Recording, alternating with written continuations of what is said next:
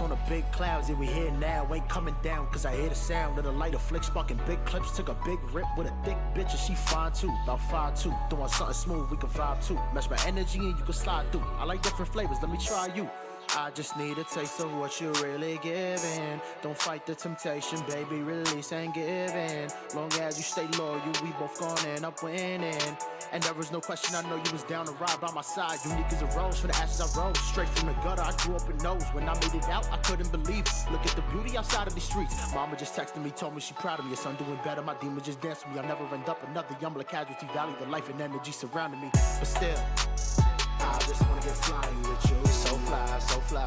Really just tryna get high with you. So high, so high. They can't understand why we do everything, everywhere, every day. We walk on the moon. I just wanna get fly with you, with you, with you. Really just tryna get high with you, with you, with you.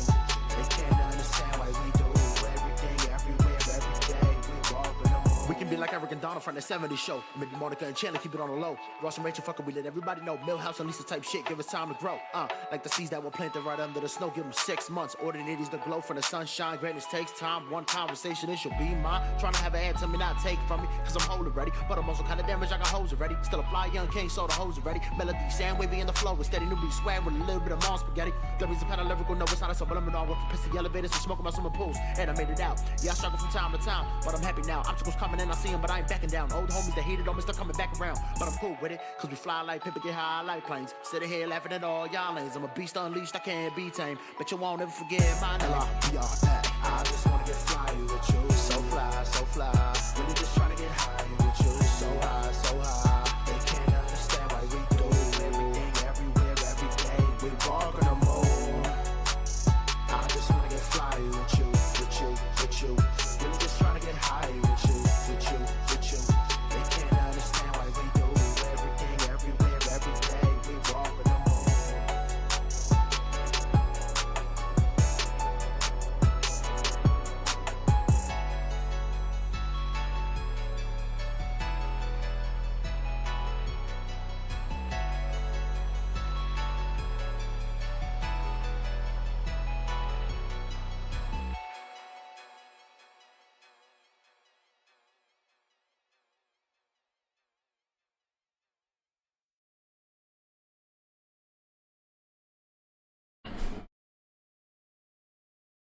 Ladies and gentlemen, boys and girls, people of the internet, planet Earth, and places some people might call unknown, it is time for the House Divided Podcast, Season 8. Episode 3. That's it. We don't really have a lot going on for this show for the first time in 2 weeks. Yeah, it's nice not to do a preview for an entire league or anything like that. That's the show. That's all. We're not much going on tonight. No. 1 second. There was one thing I forgot, and that was to get your Twitch chat pulled up. Oh. I don't even actually have the notes up either, but we can get those as we go. Yeah, we're here. We're live, and we have a small show. So, My favorite type. let's roll in. I have my stream deck backwards. We go to our bad take of the week. Jordan, while I pull notes up, you want to take care of that? Go with yours first? Because you actually have Sure. one. I do, for the first time all year. However, it is a very simple one. And it is from Monday night. Why this person decided to say what he said, I don't know. Des Bryant on Twitter. Oh, God. And What? now, granted, there were a lot of people that were on the Jets heading into Monday Night Football. I was not one of them. Niners are a machine. Niners are very good. Uh-huh. Niners are damn good. Des Bryant on Monday just said, Jets money line. Oof. Yeah. We saw how that worked out. Not well. Mine Not very well at all. is a little bit more complicated, and I actually had several nominees this week, which is never good. As always. No. You never want to be a nominee for this segment. Mine is not a single person. I do have it narrowed down to one single person who hit every single nail here on the head Oh, hell yeah. for every person that has talked about this. And overall, the whole for bad take of the week for me is all of these Deshaun Watson supporters, at least the football aspect Deshaun Watson. We'll talk about the off the field shit in the news here in a moment. All of these Cleveland Browns fans who just absolutely detest Baker Mayfield and think he's the worst human of all time and are pro Deshaun Watson. And let's go with this take right here from Big Mike on Twitter, and then followed by a bunch of numbers, because First name, last name, bunch of numbers. Never fails. never fails. The Deshaun Watson and Baker Mayfield comparison is so annoying. And then throw some word vomit in there just because he has Twitter Blue and doesn't have a character limit. Mm-hmm. And then throw some word vomit. Baker was never going to work in Cleveland long term. It was promising at first, but he rubbed his teammates the wrong way. Nobody liked him in that locker room. He needed to go to Carolina and LA to go through what he did to mature and be humbled. He's now in a skill set, in a system that fits his skill set, but his ceiling remains the same. Will never win a Super Bowl. And then more word vomit about how Deshaun Watson was an elite quarterback. Word vomit, word vomit, word vomit. He was an elite quarterback for like 2 years At Houston. Yeah. Word vomit. Baker Mayfield having success in Tampa doesn't mean he would have he would be having success in Cleveland, because he just wasn't good. That's your own team's fault. Yeah. And so, like I said, there's more. The Cleveland Browns. There's more word vomit in there, too, that I'm just because again, Twitter Blue user, and he has 400 characters or whatever he can use.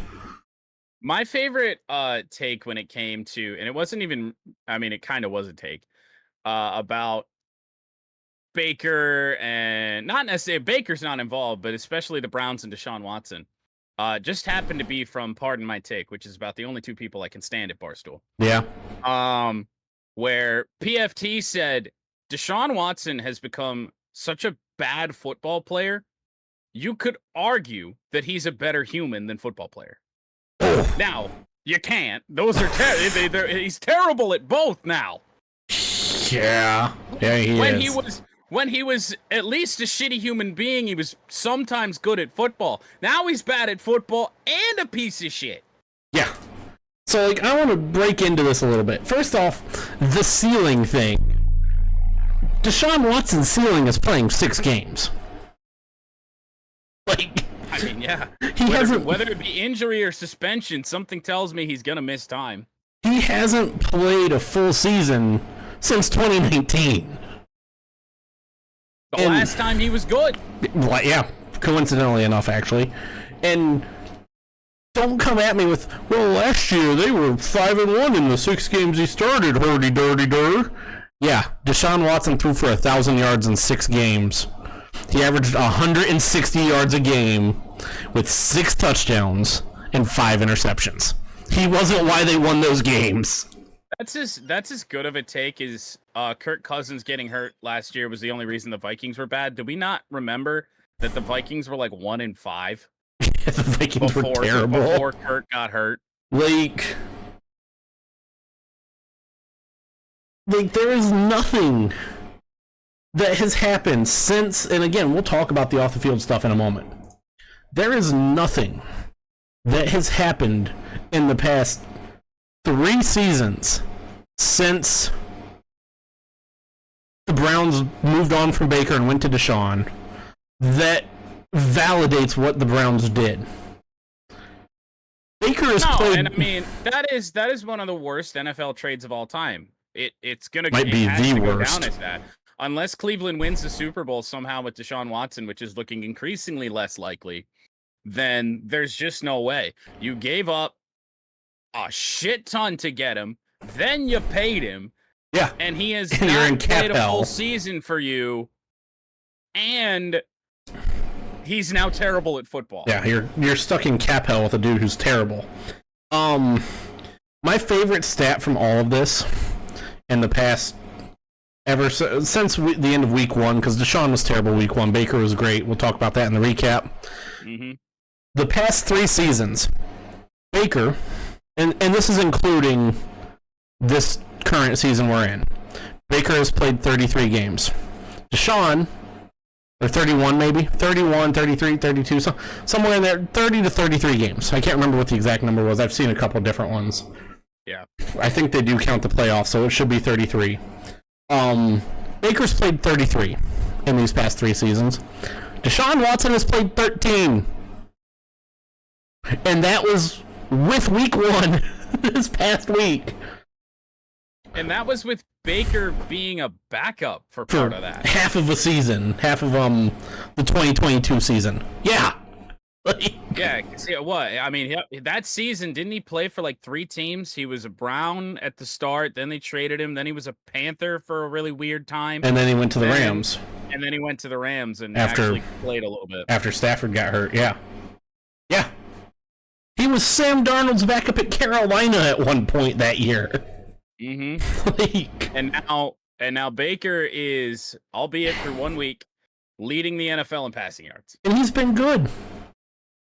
Like, Yeah, and I mean, like, I get kind of what some of the Cleveland fans are saying, where if he was in Cleveland, it wouldn't work. He has 2 great weapons to throw to in Godwin and Evans. However, if it works, it works. It's all about winning games, and right now the Buccaneers are winning games. he had good weapons in Cleveland, but Jarvis Landry and Odell Beckham Jr.'s are Landry and Beckham are fucking locker room cancers. Like, Baker wasn't the problem with that team. Or maybe he's leading in QBR, not passing yards. I don't know what it is. I would say he had a QBR of 144, so he might be leading in QBR. Yeah. Like, it's just absurd. The way the hoops that people jump through to defend what the Browns did and defend on the field, Deshaun Watson. We're not going to talk about off the field because not too many people can defend that. You can try all you want. Yeah, you could try. Doesn't really get you anywhere good. Like, the fact the hoops that a lot of Browns fans are jumping through the past since Sunday is incredible. Let's move on to the news. Let me pull the notes up.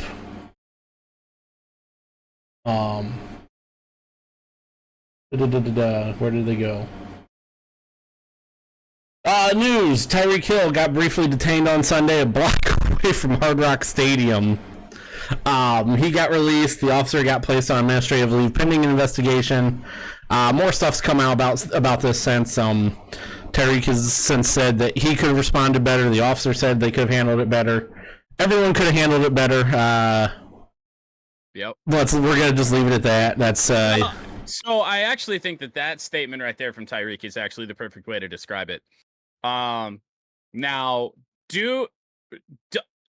does keeping your window up during a traffic stop justify being pulled out of your car, placed in handcuffs with like 3 cops on you, then being forced to a curb? Absolutely not.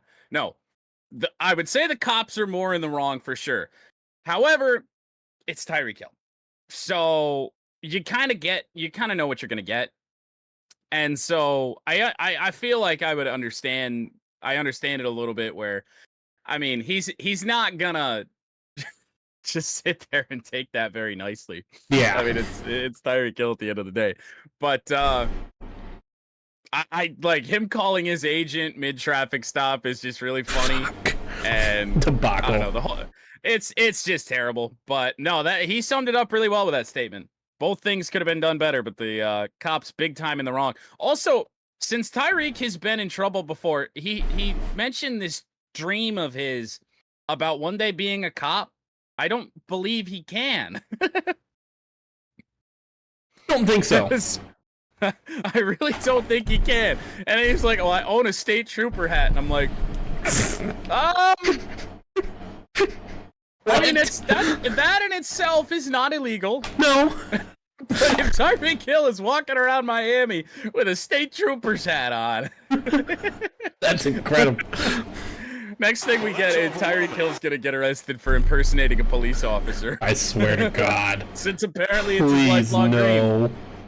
Oh God! Oh, I hope I God. didn't speak that into existence. I hope you didn't either. Moving on, because, like I said, it all worked out. Nothing bad really came of it. I mean, Yeah.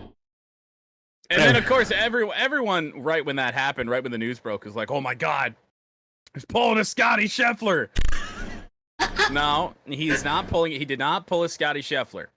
Scotty was actually arrested. yeah, Scotty spent time in jail. Scotty was warming up and stretching in a jail cell. Tyreek never made it there. Yeah, Tyreek never got that far. He did go off though. Had a very nice week one. He did. Moving on. We alluded to it in Bad Take of the Week. Deshaun Watson is once again being sued. This time being accused of sexual assault, battery, and, well, some of it is a word that I can't really say here on Twitch because it'd get Jordan and I banned. It starts with an R. Yeah, don't get us both TOS'd. Yeah, not going to say it. While on a date with a girl. That's all we're going to say about this because get this dude out of the fucking league. Last week. Which is interesting because everything else was just like, oh, the massages and things like that got set up by the Texans and whatever. This is an entirely different thing. So, Yeah. I hate Deshaun Watson so much.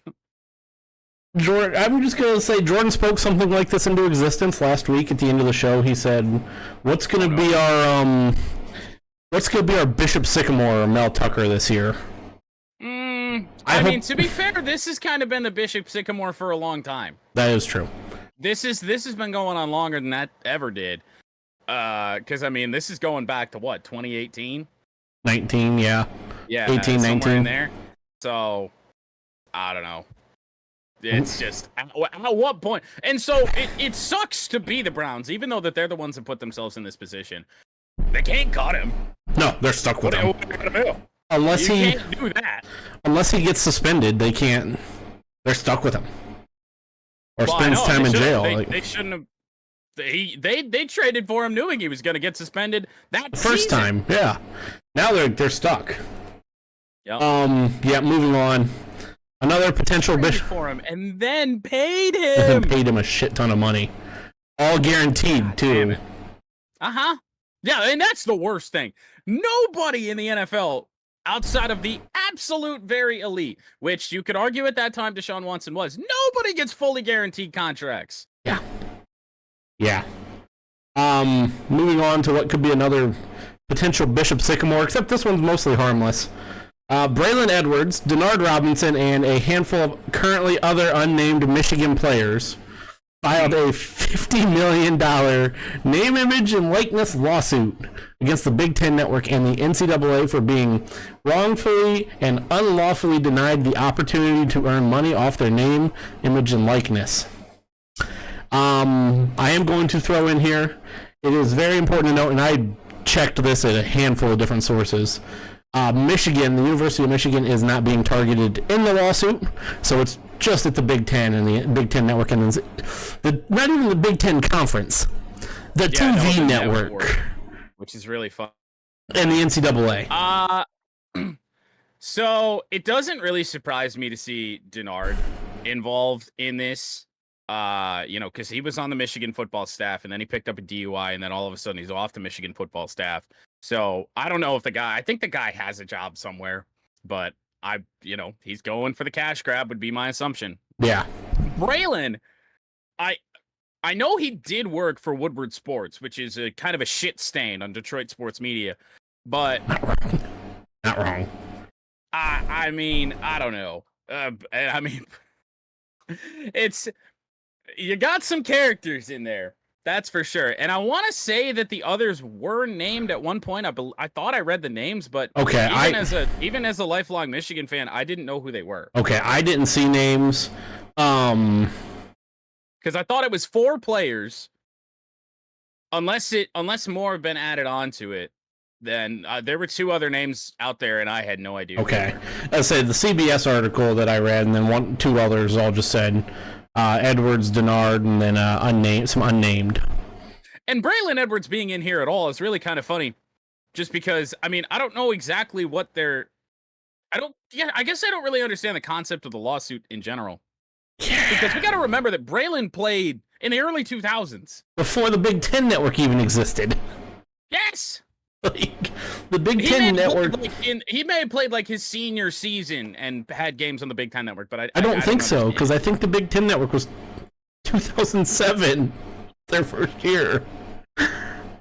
Yeah, I figured something like this with the new name, image, likeness law, rules was going to come up eventually. Coming up from these guys, especially Braylon Edwards, I just don't understand. I don't understand the lawsuit. Like, they're not going to... 2006. Okay. Braylon Edwards. I really don't remember when he was drafted. I'll say 05, so... Yeah. Like... So I have no idea. Now, I know I believe he's appeared on the Big Ten Network, though. But they would have paid you for that. Like, yeah. I don't get it. I don't get this whole thing. Unless he's talking about them replaying, like, classic games or something, I have no idea. Yeah, I don't know, because I don't even think anybody who's reported on this knows what they're trying to... what basis they're trying to use. So this will be interesting to follow. What the lawsuit is, I just don't understand what they're trying to do. Yeah, I don't either. It's weird. I like Denard. I like Braylon. This is weird. Yeah. Moving on, the United States men's national team hire former Tottenham, Paris Saint-Germain, and Chelsea manager Mauricio Pochettino as their new manager or head coach, depending on how you want to call it, to fill the void left by Greg Berhalter's firing, resigning, getting kicked to the fucking curb. So long, Greg. Never fucking come back. Please, run away. Get shot to the moon. I don't care where you go, Greg. Never come back. Now, I know you like this. And I think you can understand why I wouldn't, because Pochettino, when he was at Chelsea, did absolutely nothing. Yeah. However, is this a pretty big time hire for U.S. soccer? Yeah. I mean, yeah. It's a guy that's had success. He's had success. He's had success. With my team. So I do have a little bit of a not hatred. It's not that bad. He's not like Jose Mourinho. Who I shouldn't hate either, because he won two Premier League championships. I am not the biggest Pochettino fan, but I am, of course. I mean, he's here now. We gotta hope that it works, and for the love of God, let it. I like it because, in all reality, even though Jurgen Klopp was the hope and the pipe dream, it was a pipe dream. Because that was never going to happen. The way Jurgen left Liverpool this year, when he decided he was leaving back in January or February, like, he just wants time away from the game. Yeah. I mean, the dude's been at it a long time. Yeah, there's other guys that they could have got. There were some other names being thrown around that were good names. Jose Mourinho. Yeah, that's not a good name though. No. Fuck, Zidane was getting thrown around. He's been out of the fucking game for a hot minute too. There were names being thrown around. I think this is the most fitting one. So, yeah, I think this could be good. And the best part is it's not someone that they hired in-house. Like, that's... not what we needed. And on top of it, they just get the drama that Greg Berhalter's caused since the World Cup in Qatar. They get that drama that he caused with a lot of players, including Gio Reyna, away. So, all in all, good hire. I'd say so. Not much else to add there. I just lost the notes. 1 second. Professional streamer. Or a boat without a sail right now. Yes, we are. Just when you thought it was dead, don't call it a comeback. The Pac-12 is back. Kinda. Yep. Sort of. Sort of. Yeah. So, I mean, it was a wild day for Pac-12 news because Yes, it was. I mean, we started this beautiful day, whatever day this is. What day Thursday. are we on? It's September 12th. September 12th. Yep. We started this beautiful September 12th with the Pac-2. Yes, we did at early. And then by midday, we were back to the six-pack. Yep. We had the six-pack here. Yes, we did. The Pac-12, which only has 6 teams. And then, breaking news, just right about dinner time. As I was waking up from my nap. Yeah, breaking news was that there were some ACC teams that were looking to join the Pac-12 if they saw a way out of the ACC. Who are those 2 teams? Cal and Stanford, who just left not even a year ago. Let me hang on. I got a button to press for this one. Loser. And if you're Cal and Stanford, you'd want to go back. I mean, Oh yeah. who's your biggest competition is the people that were the people left over from the last time you were there. Yeah. Like, Because anybody that was coming in outside of Boise is not really ever going to be much of a threat outside of just a random weird season. Of course you'd want to go back. And then that'd get us to 8 teams. They'd be a real conference. yep. Yeah, the Pac-2 is stealing Boise State, and this is confirmed. Boise State, Yes. San Diego State, Colorado State, and Fresno State from the Mountain West. That will be starting July 1st, 2026. The Pac-12 does need 2 more teams to reach the minimum of 8 to be recognized as an FBS conference. Possible. Cal and Stanford are looking for ways out of the ACC. Shit move. UCLA should consider going back. UCLA, yeah, oh yeah. Like, just... Yeah, Cal mean, and it's Stanford hard. just left for fucking shits and giggles. Don't let them back in. I say the Pac-12 doesn't let them back in. If you were the Pac-12, yeah, of course, you would say that. But at the end of the day, if you can't get any other teams Then you gotta to take be them. officially recognized conference, then yeah, no, you have to take them back. So I get that. If it was USC and Oregon that were the ones that were like, we're trying to push our way back, then you'd have a big problem because the teams that left for the ACC only did that because they're like, oh my God, our conference is imploding. Yeah. So if it was those ones, then you'd have a real big problem, and the Pac-12 should tell them no. If it's Cal and Stanford, am I okay with them going back? Yes. I would understand if they didn't let them come back and looked at every other option before inviting them back.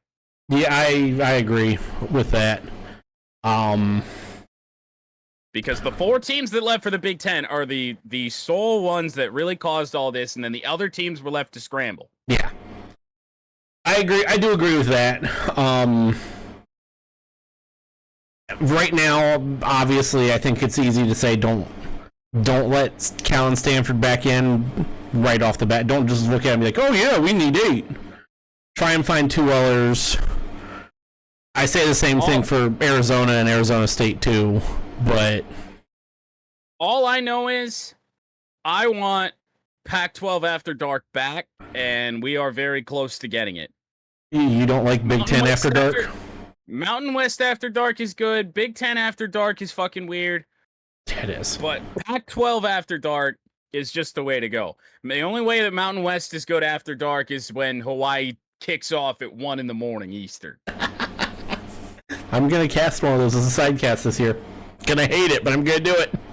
And your final news piece. You better hope that the course is closed before that, and you don't have to open the next day. Fuck. That would be I hope brutal. you're ready. I hope you're ready for quadruple overtime on the island. After that Duke, That was bad enough. after that Duke Northwestern game, I don't want to see overtime ever again in a side cast. That was a 9 p.m. kick. Yeah. And our final bit of news for the week. This is token weird news, and the fact that this has happened in similar ways 2 weeks in a row is weird. Coming from Tier 6 soccer in Italy. So we're talking like the equivalent of the minor league semi-professional hockey team we have here in Michigan now, here in Alpena. The Michigan Ice Hockey League. We're talking that low. We're talking like single A fall baseball low. Soccer in Italy. Sabino manager Alessio Guidotti. I'm sure everyone knows who I'm talking about with that one. Oh, yeah, of course. Totally. Got a red card. Which, okay, that's normal for managers on occasion. For running onto the field during play, tripping an opposing attacking player during the course of play to prevent what would have been the game-winning goal. What are we doing? What are we doing? You know, I think the man's a genius, honestly. Oh, what? 1,000% he is. Did his team lose the game? No, it is a 0-0 draw. So, by that logic, yeah, he's a genius. Took a page straight out of the Mike Tomlin playbook. We all remember that, right? Yep. When Mike Tomlin kicked, I think was it Jacoby Jones Yeah. on a kick or punt return? Yeah. He studied Mike Tomlin film. The fact that this has happened similarly with what happened with Washington and Weber State last week and now this week in back-to-back weeks is just what the fuck. We love weird sports news. What are we on doing? this show? And that, ladies and gentlemen, is the news. Let's move on to college football week 1 recap. Week 2. Or week 2, thank you. Wow, actually, No, week 2. No, it's week 2. It is week 2. Yep. We're gonna fly through a couple of these. The first one we will. Georgia beat Tennessee Tech 48-3. Who cares? Woo. Number 2, Ohio State beat Western Michigan 56-0. Boop-a-doo. I don't have much to say about this one. The only thing I got to say about this is Ryan Day did something weird. And that is let a backup quarterback actually throw the fucking football. On 4th and a couple. Quarterback's supposed to throw the football? Ryan Day doesn't let backups ever throw footballs usually. On 4th and 1, 2, 5 minutes left in the fourth quarter, they went for it against Western Michigan with Julian Sayin in the game. Freshman Julian Sayin. Sayin got his first career touchdown pass to, can't even remember who. Right off the top of my head. It was a 3rd or 4th string tight end. This is something Ryan Day wouldn't have done a couple years ago. I mean, we saw it when Quinn Ewers was at Ohio State. He held on to Quinn Ewers, kept him on the bench until the final 2 plays of the final home game in a game against Michigan State where he handed the ball off twice. So, like, this is something... Ewers spent a whole year at Ohio State just to never throw a pass. Yeah. And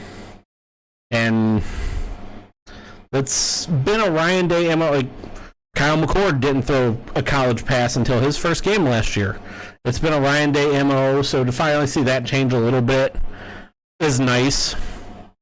Especially because and it should fucking change. You have one of the top 50 highest rated quarterbacks to ever come into college football on your roster. Yeah.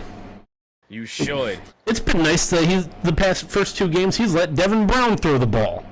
Like, QB 33. He might be the only Ohio State player I like. It's been nice to see Day make that change. Other than that, like, Ohio State did what they were supposed to do against Western Michigan. I have one note on this game. It is that the people who were calling the game on the Big Ten Network were really oddly impressed with Ohio State. Well, yeah, and one of them was Jake Butt. I know, which is very bizarre. We gotta remember, this Western Michigan team, they gave Wisconsin trouble last week. Yeah, that was weird. Wisconsin is booty cheeks. Wisconsin's bad. Like, Wisconsin's about to make Alabama look good this week. Oh, God. Like, yeah, that was weird. I don't know what was going on with that. I don't even know who was calling the game with Jake Butt. Was it Mr. Onion or whoever the fuck that was? No, it was not Connor Onions. Thank God. Yeah, that was weird. Other than that, nothing to note. Western Michigan's not good. Ohio State did what they were supposed to do. Moving on. Texas went to Ann Arbor to play Michigan. Number 3 Texas won 31-12. I don't have much to say about this game other than what one of our members said this morning at work, in which this wonderful old lady, most semi-wonderful old lady, said Michigan didn't look that bad most of the game. I don't know what game she was watching. And I told you what game she was watching. She was watching Michigan and Texas in the Rose Bowl from the time she was about 25 years younger. I'm going to say from 2000? Fuck. That was a thing. I'll leave the floor to you with this, because I don't have much to say. So I did say, and I've been saying this and paying this off all week, that I would tell you whether I thought Michigan football was ass or not after the Texas game. And I can officially confirm to you that they are indeed ass.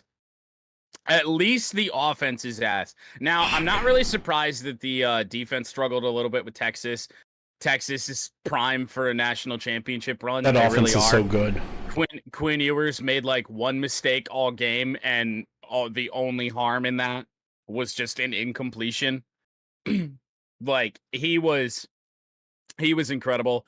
And the biggest problem with Michigan football right now is not just the skill of the players on offense, but my God. Now, I know Sharon Moore is not calling the plays, which is a very bizarre decision. Who's calling plays?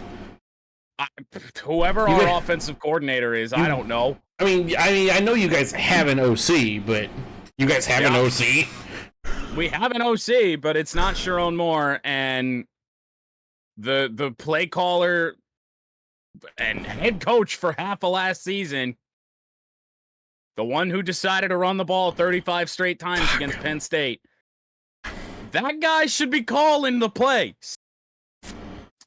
I don't understand why, if you're going to bring Alex Orji into the game. Now, I still, at least because they don't let you see anything when it comes to Alex Orji. He hasn't, I don't know if he's thrown more than 10 passes in the last 2 seasons. Very possible. And we did this last year and got away with it because we had the best offensive line in the country. Yeah. At least the most experienced. And now this year, you bring Alex Orji into the game a few times all throughout and just run with him. The defense knows, and everybody watching at home knows, you are running the football. And there's no pre-snap motion. It's literally just quarterback power. I'd say it's straight quarterback power, and like, what in the absolute fuck was that? Davis Warren has thrown passes here in these first 2 games that rival some of the worst passes from the worst Michigan quarterback I've ever seen in John O'Korn. Yeah, and that, now, as an outsider, go ahead. There are some people out there that say, well, no, you can't criticize Davis Warren. He's a cancer survivor. He's all that. He's a great story. Whatever. He is. He's also not good at football. He's not good at football. So, I mean, that's my biggest thing is that at no point throughout that game did we really try and do anything different. We just bent over and took the ass whooping, pretty much. I don't know. I want to see something different this weekend against Arkansas State. You have one more warm-up game where you are a heavy favorite and you should have no issue beating this team. Try something. Do something else. Because, like, there were the people that are like, oh, well, Will Johnson was absent all game. Yeah, it's because he didn't get targeted. Yeah, that's not a bad... you don't want a quarterback to be... Man, when Quinn Ewers escaped the pocket, he didn't even go to Will Johnson's side of the field. Yeah, having a corner be absent all game isn't necessarily a bad thing. I've been telling people that for 2 years. Anytime I hear someone say, "Oh well, Will Johnson," you never hear anything about Will Johnson. That's not a bad thing. Mm-hmm. It was a bad thing with Rashawn Gary. When it happened with Rashawn Gary, top recruit in his class comes into this team. You're expecting big things. You forgot he was out there half the time. He's on the defensive line. He should be making a couple plays and get his name called a couple times. He was a defensive lineman / linebacker. If you forget about him, that's bad. If you forget about a defensive back... He didn't really play linebacker all that much in Michigan. No. If you forget about a cornerback or a safety, that's usually a good thing. Safeties not so much because they do have to come up and run support, but if you're missing if you don't hear about one of the best pass coverage corners in college, that's probably a good thing. Yeah. The rest of the secondary did struggle for sure. We were just outclassed. And I'm just really fucking concerned about the fact that all spring and summer long, like, you have the option to bring somebody in. I know the period isn't that large, but still, you had the chance to bring somebody in if you really thought that Davis Warren was going to be your best chance at your starting quarterback. When I mean, he's been around a long time. Yeah.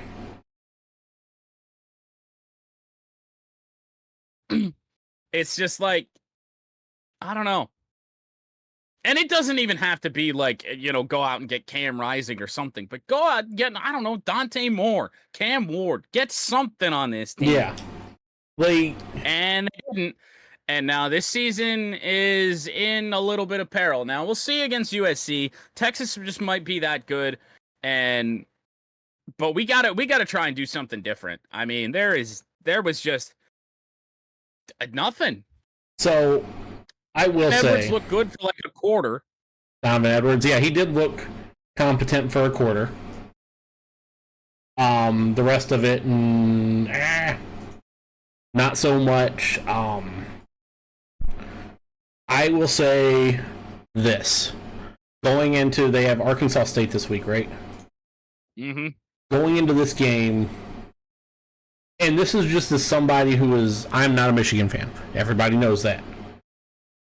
No way. You need to see either Jack Tuttle.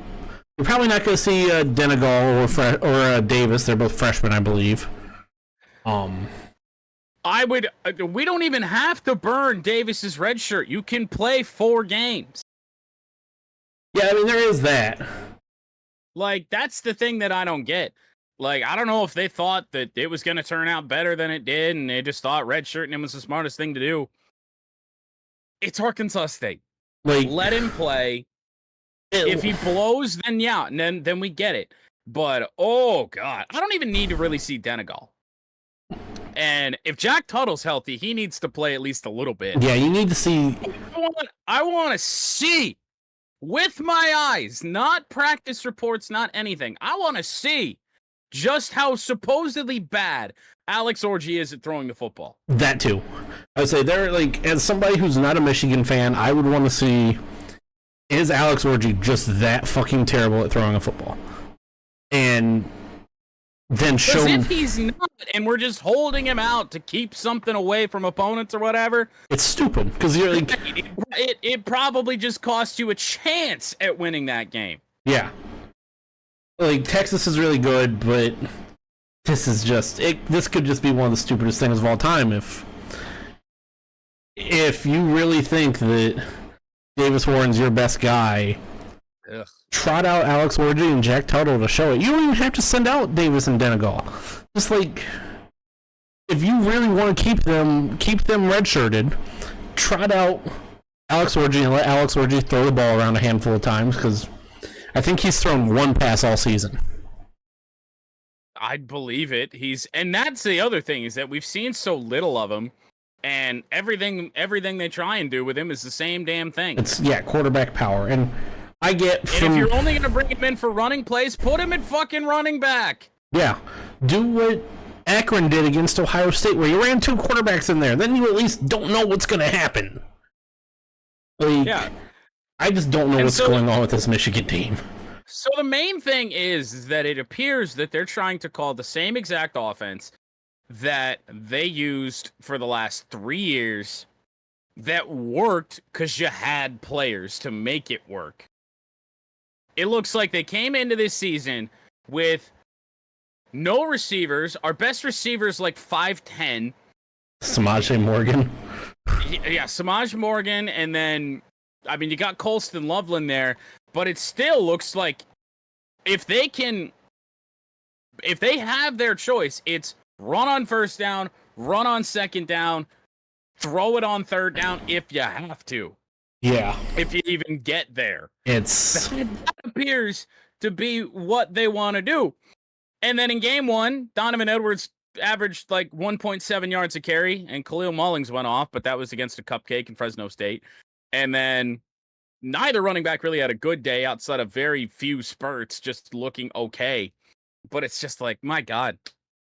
I think we need to realize that we don't have the best offensive line in college football anymore. We don't have Blake Corum. We don't have Hassan Haskins. We don't have Roman Wilson. We don't have anybody on offense. Yeah, like this could be a very long year for that Michigan defense, because they could be on the field a fucking lot.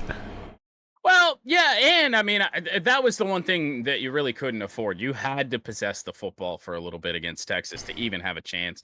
You did not have the offense, even knowing that going in before the game starts. You know you don't have the offense to get into a shootout with Texas. You didn't. Yeah. You didn't even have, you had no prayer of that. So, I don't get it. It'll be nice to see them probably win a game this weekend, because who knows how many times that's going to happen this year. Final note, because again, Texas is really good, and some of this is because Michigan's defense just got gassed so quick because they were on the field for the majority of the first half. At one point, Texas was, I believe, 11 for 12 on third down? I don't know if it was that crazy, but it was something like 9 of 12 or like that. You had 4 third downs and 10 plus drive. And 10 plus. Yeah, you had third and long 4 times on the first drive. And it was only the last one that you forced a missed field goal on. Yeah. Like, that Texas team is really good. That Texas team is really good. I just don't know what to make of Michigan. I'm going to wait to hold judgment until after USC. I know you're going USC, Oregon. I know you're saying they might be ass, and that offense, yeah. Like that's the biggest thing, is that the team itself is not ass, but the offense is just abysmal. Not good enough to keep you in a football game. Against anybody worth a damn. Yeah. Anything else to add? I think we touched it. We hit it pretty good on the head there. No. Fair enough. Number 4, Alabama beat South Florida 42-16. If you just saw the score of this game, oh yeah, Alabama won big. Alabama was trailing 16-14 with 10 minutes left to go. Yeah. This Alabama team might not be great. Jalen Milroe is a pylon. Wow. He's still probably going to win the Heisman. Very possible. Number 5, Notre Dame lost to NIU 14-16 on a blocked field goal. You know, I saw all the memes after Michigan lost about fraud alert or anything like that. And Notre Dame has continued to do this. And now not usually to this magnitude, but they have continued to do this year after year after year, no matter who the head coach of that team is. Yeah, it's not a Marcus Freeman issue. It's just the team. I know we're not into the picks yet. Purdue.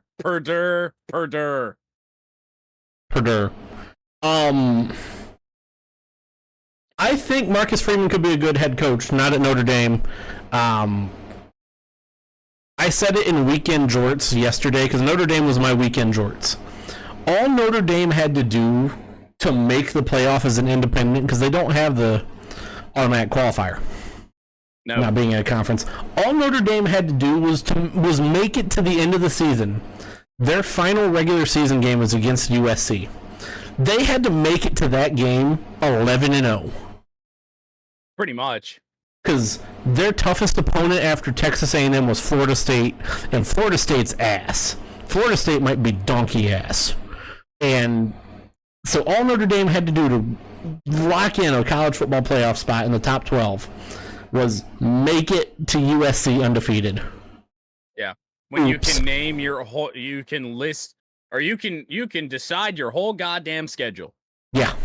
Except and for, that's why you don't get an automatic qualifier, because you get to do that. There's 3 independents, and 2 of them are traditionally ass. yeah, UConn and UMass. Yeah, Like- who cares? Yeah, it just embarrassing. This team's bad. And the only reason they play USC is because it's a rivalry. Yeah. Yeah. Otherwise, and apparently rivalries don't mean anything to Notre Dame. Otherwise, they'd still be playing Michigan. Yeah. They don't want to play anyone hard other than USC because Yeah. they. We'll see. We'll see Notre Dame again in 2035. Jesus. Absurd. This team's bad. It was fun to laugh at them when losing. It was a good pick-me-up after the Michigan loss, for sure. Even as Because at least, now granted, we didn't cover anything. We lost pretty badly. We were at least supposed to lose. Yeah. There is that. Yeah. We were underdogs heading into that game. Notre Dame was, I believe, 3 touchdown favorites at home. Yeah. And you lost to a MAC school. And not even a good one. No. Like I said, I have a lot of respect for Marcus Freeman. The only thing that could have made that better is if Rocky Lombardi was still the quarterback. Oh, God. But I have a lot of respect for Marcus Freeman. I think he could be a good head coach, not at Notre Dame. Moving on. Number 6, Ole Miss beat Middle Tennessee State 52-3. Ooh, no one cares. Ole Miss could be good, but it's Middle Tennessee State University. Number 7, Oregon beat Boise State 37-34. Oregon. And did we just lose Jordan? Nope, he's here. Oregon might be ass. No. Like, that's it. It appears they have had 2 games, and they have struggled in both. Like, their defense is ass. Dylan Gabriel is not what everyone thought he was going to be. Like... Right, and he's looking worse than Bo Nix right now, and neither one of us were big Bo Nix fans. And everyone was saying Dylan Gabriel was better than Bo Nix. Yeah. And yeah, that hasn't worked out. I figured Oregon was not going to be as great as everyone said they were going to be, but I didn't think they were going to be this bad. Moving on to another team. Number 8, Pants State University hosted Bowling Green. Pants State, they waited a week to prove what I said. During the college football preview when we were doing the picks, I said Penn State was going to look bad against West Virginia. They waited a week till they played Bowling Green to look bad and to show that they are just a fraud team, and they're going to go fraudulent 9-3, 10-2, whatever, like they do every year. 9-3 about turned into their ceiling. Yeah.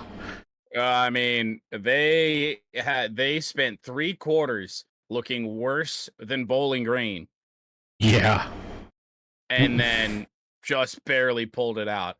Off of a Nick Singleton 50-yard touchdown run, no less. Right. Because Nick Singleton's a dude, and he can make up for James Franklin's ineptitude. And Drew Aller's ineptitude, sometimes. Yeah. Well, they're gonna. We're back on the 10-2 train for Penn State For now. and they are until they do this again. Like, this team's... I'm not shocked.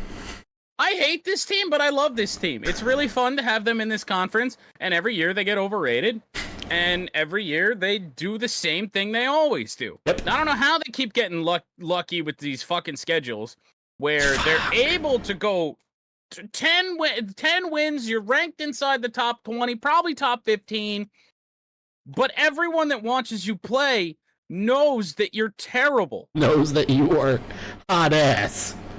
Because every time you play an opponent, even close,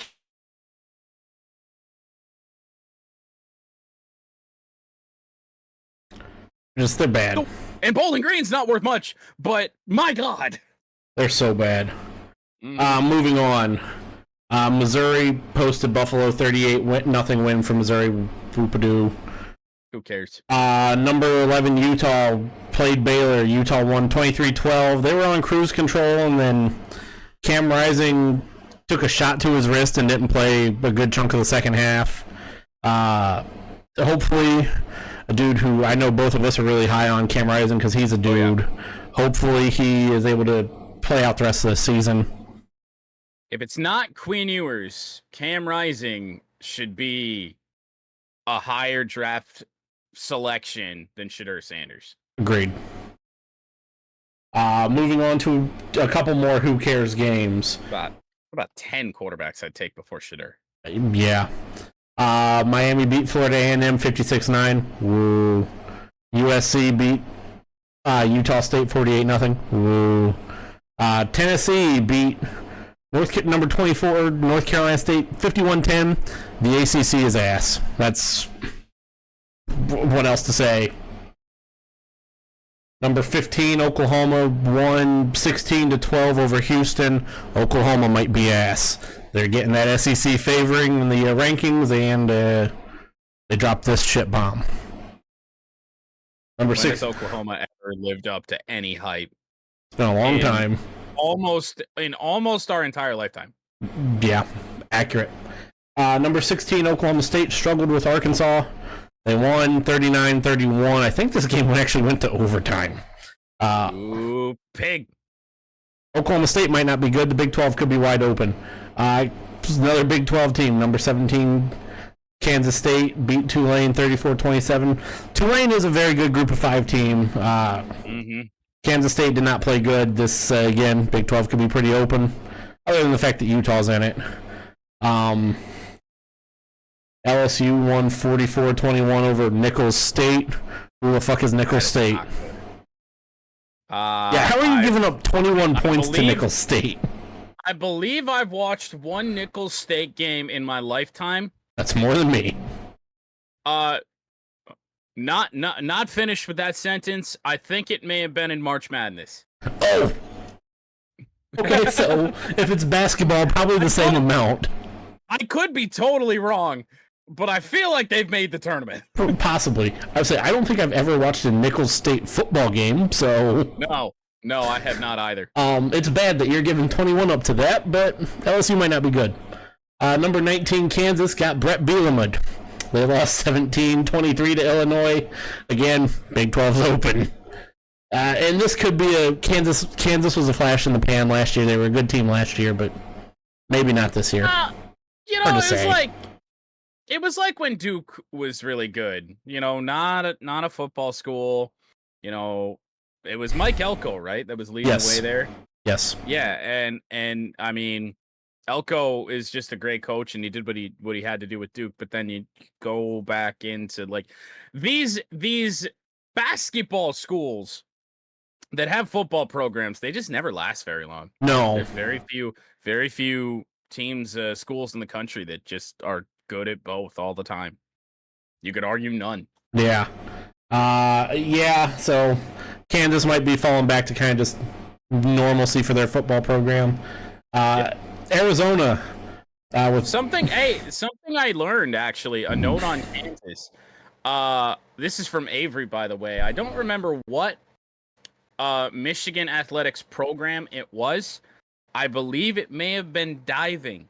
The diving team broke out into "fuck KU" chants when they were in the same meet or whatever it is against Kansas. Apparently, Michigan and Kansas is a big rivalry in diving. Yeah, that was news to me. Since you can't hear me pressing the button, yeah. Another Big 12 team that I thought was going to be good because they got some dudes in Tenero McMillan and Noah Fatifa. Arizona beat Northern Arizona 22-10. Oops. Big 12. I don't know. You did what you had to do. A win's a win? A win is a win, is a win, is a win. That's all I got on that game. Maybe Arizona might have been the same thing last year, final year of the Pac-12, where they were just a flash in the pan, and now they moved to the Big 12, and it might not be good. Hard to say. Should have stayed in the other 12. Yeah. Number 21, Iowa lost to Iowa State. This is what I mean. Iowa State wasn't favored in this game. No. 19-20. Iowa with Kurt Ferentz back leading the helm. Is back to not offense. I don't wish for bad things to happen to Iowa. Generally, they do have that weird Kinnick magic where they ruin one good team season a year. But, oh my God. I mean, we put up 40 points against an FCS school after struggling in the first half. And all of a sudden it was, oh my God, Iowa's got an offense. No, they don't. They never did. It was a bad FCS school. That was, I mean, I love and hate Cade McNamara at the same time, because Michigan does not win a national championship without Cade McNamara, even though he wasn't on that team. Fair. That man took the reins in 2020 in the midst of all the bad and then built it into eventually what it would become. I love Cade. He ain't good. He's not. He's not good. So the thing with Cade was that he was perfect for Michigan at that time.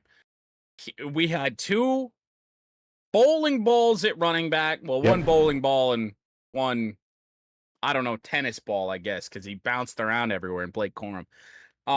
Fair, yeah. And it just worked, because then all you needed was a quarterback to be mostly accurate and not turn the ball over, and that's what Cade was. Now he can't do either of those things. No. You know it's bad when Ty Schmidt of the Pat McAfee Show is calling for Deacon Hill to come back, who's playing D2 ball after being awful last year. In his previous game, before Ty said this, he went like 14 of 28 for 180 yards in D2. Ooh. and he wants him back over Cade. Oof. Yeah, you knew Iowa's offense that offense wasn't gonna last. I can't believe it felt like this though. It's kind of funny. It's fitting for this team. What this team is. Yeah. I mean, you have to fire Kirk Ferentz. Yeah. If you want to have both an offense and a defense, you have got to fire Kirk Ferentz. Yeah. And I get that he's one of the longest tenured, if not the longest tenured coach in the country. But my God. He's not he's a relic. He's not modernized with the game. No. So, and refuses to even think about it. Yeah. I mean, my God. He's still...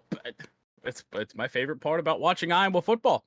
We love punting from the opponent's 35. We love it. Love it. I hate it. I love Iowa. I always have. I mean, it's good for the brands, good for punting. Great day for the punter. Iowa not back. Were they ever really back? No. Were they ever here? No. Well, I'm in the Big Ten championship game 2 of the last 3 years, if that counts for anything. Just because full Big Ten West. Just because somebody from the West had to make it. Yeah, and because Wisconsin kept blowing it. Yeah. Number 22, Louisville played. I don't even have it listed in the notes. I didn't even know Louisville was ranked, to be honest. They played Jacksonville State. I was able to get that up quick enough. Obviously, since I didn't have Jacksonville State listed, they won 49-14. Woo. Number 23, Georgia Tech, being ranked, took on Kyle McCord in Syracuse. They lost 31-28, Georgia Tech did. A little bit sad. I was really hopeful for Georgia Tech after the Florida State nonsense. ACC's ass. ACC is really, I mean, it's fitting. And the ACC is ASS. The final team from the ASS conference, and this is just such a Dabo Swinney game and Dabo Swinney score. After getting embarrassed week 1 by Georgia, they play Appalachian State, and they win 66-20. This is just the most fitting. Like, we talk about how ever since Oregon, or since Chip Kelly was at Oregon, they'd schedule that one super weak opponent and beat them 70-3 or whatever. Yeah. Dabo does the same thing, and it's just fitting. You get embarrassed week 1, everyone's laughing at you because you got embarrassed on national TV by Georgia. With Carson Beck, who might not be great. But that Georgia team is good, though. A lot of teams get embarrassed by Georgia. I mean, they do. And you follow it up just to be able to stay in people's minds with Appalachian State. And yeah, you win 66-20. I don't buy it. Group of 5 school now. Yeah, they are a Group of 5 school. I don't buy it. No, it's Clemson. They're probably going to finish the season ranked. Yep. And yet look really terrible in most of their big games. Might not even make it to the ACC championship, though, either. I wouldn't be shocked. In an ACC that is all over the place and nobody can figure out who the hell's going to be good or who's going to be bad. Yeah. I wouldn't be shocked. Let's move on. Hey, the door is open for Florida State. Not really, because they played 2 conference games to start their season and lost them both. But, hey, maybe the door is open. Maybe this conference is that bad. For a lover of bad football, I'm all for it. I would say, before we move to the NFL recap, I would say the door is open if DJ Uiagalelei wasn't the quarterback. Play anyone else. Oh, then the door's open. Mid-season in-conference transfer. We need Dan Villari, the tight end of Syracuse, former Michigan quarterback, to transfer to Florida State, and he will lead them to the promised land. let's get to the NFL recap so I can. It doesn't affect my Move on building with my day. Syracuse, so I agree. NFL Week 1 recap. Kansas City beat Baltimore 27-20 on Thursday night. Chiefs are good. Baltimore's good. This game could have went either way. Chiefs won on a overturned touchdown. Yeah, and once again, I mean, this could very well be the AFC title game again. Agreed. There's certainly a chance. The Ravens didn't play their best game. They had a nice little comeback effort going there in the very end, but week 1, a lot of football to be played, and these two teams are a lot better than a lot of the other teams in the NFL. Yep. Friday night, Philadelphia and Green Bay. I almost said hosted. Philadelphia and Green Bay were in Brazil. Yeah, these international games are not it. Now, this one I am glad at least was late at night. Yeah. Because the London games And Berlin. the game that's in Munich or whatever, the ones that kick off at 9 in the morning Are stupid. even when the Lions are involved, I generally don't wake up to watch that. It's so stupid. Lions have only gone to London once, and I think I woke up for the fourth quarter. Yeah. It's so I stupid. prefer 9 a.m. games. I mean, someone that wakes up early, yeah, of course they would. And so does Matt Rule, apparently. Did you hear that quote, by the way? Quick sidebar. No, I didn't. I missed that. So he, in the Nebraska Cornhuskers, played Colorado at night, right? Yep. That was a 7:30 game. And he was asked, I don't know what he was asked specifically here, but he said, if you ask me, every game should start at 9 in the morning. Kegs, eggs, and football. I love it. I love it. I mean, I can get behind it, but no, not a fan of the 9 a.m. game at all. As someone that likes to sleep and is generally not up before 9 a.m. unless I absolutely have to. Philly won a pretty good game. I wouldn't know because I was sidecasting Duke Northwestern at this time. Well, I kept you updated. That game was a little bit of a debacle. Looked like a pretty good game. Philly won 34-29. The big news is Jordan Love's knee injury, and how long will he be out? The Packers could be dead in the water. Yeah, so you make that.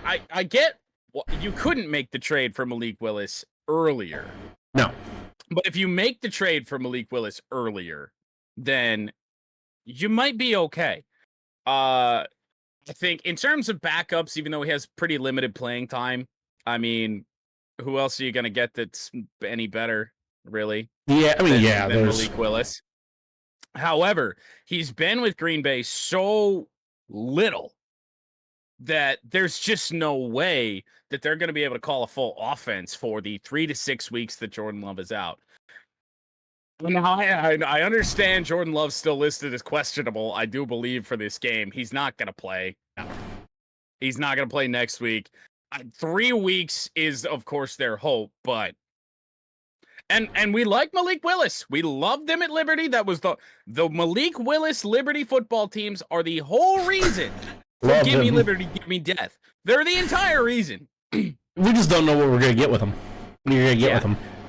It's hard to say. So when Tennessee liked Will Levis more than him.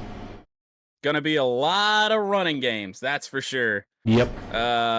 We're gonna run the ball.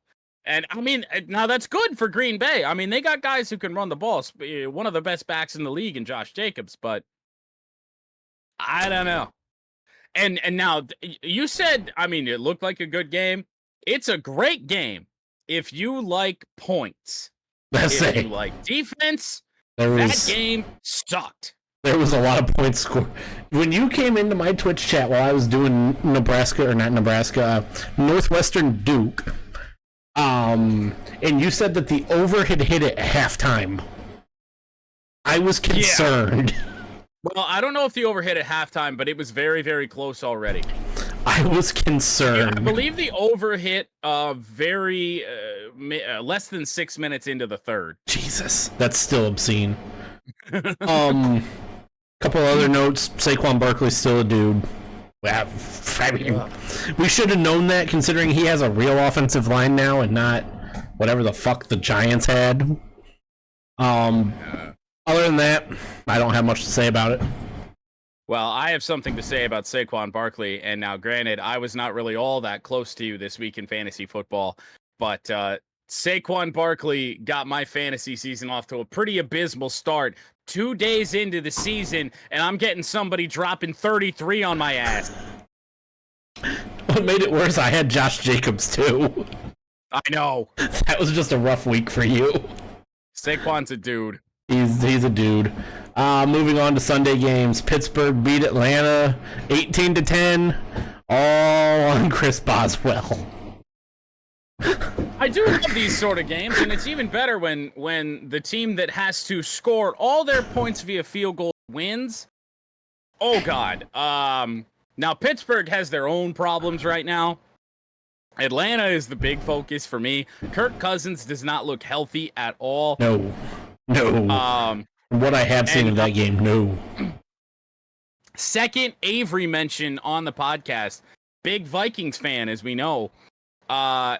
He said to me, every single snap of Kirk Cousins' Vikings tenure, and I believe going back to his time with Washington, he always just sat in a stance where he was like offset, right? Like one foot was in front of the other, whatever. Yep.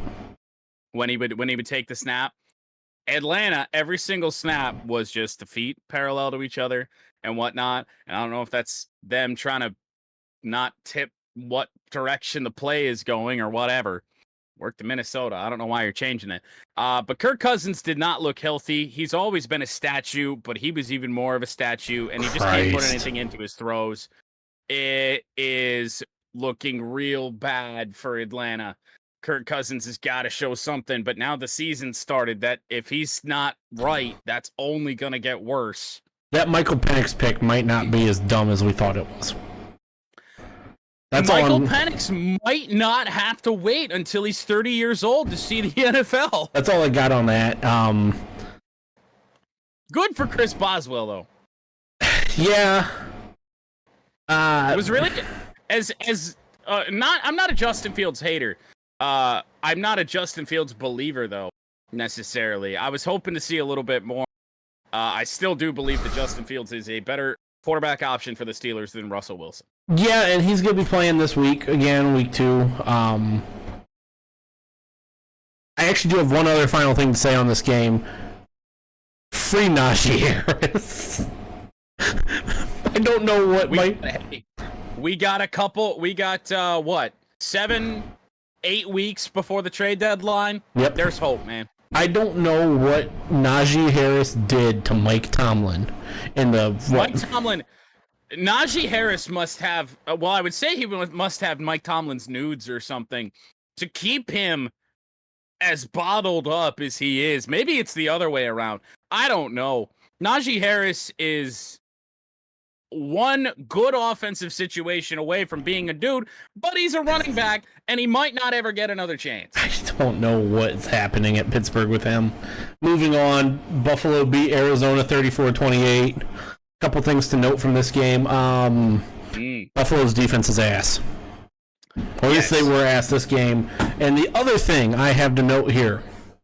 I know where this is headed. Quote from Kyler Murray. Yes, yeah. Mm-hmm. After he missed a pretty wide open Marvin Harrison Jr. Just didn't even see him. Very. I burned. Marvin Harrison Jr. does not need a lot of space to be, I would say, considered wide open. No, he doesn't. I think he had probably. He had a good amount of space, especially for Marv. He had a lot of space. But continue with the quote. Kyler just didn't see him, and Kyler followed it up with, "It ain't my job to get him the ball." Who throws the football for the Arizona Cardinals? Who throws the Yeah.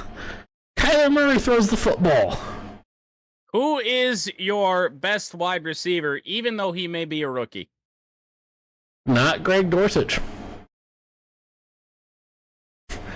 Dortch also isn't a rookie, so... Like, what are we doing, Kyler? What are we doing? No idea.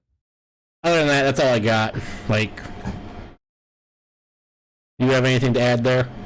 Negative. Okay. In a game that was really terrible, Chicago beat Tennessee 24-17. Caleb. This was the first bit of NFL Sunday that I turned on. Condolences. And I saw Will Levis look like a deer in the headlights and have no fucking clue what to do. Yeah. Tennessee came out and punched Chicago in the mouth. And just blasted them. And then they turned into just, I don't know. I don't have a comparison. I don't have an analogy.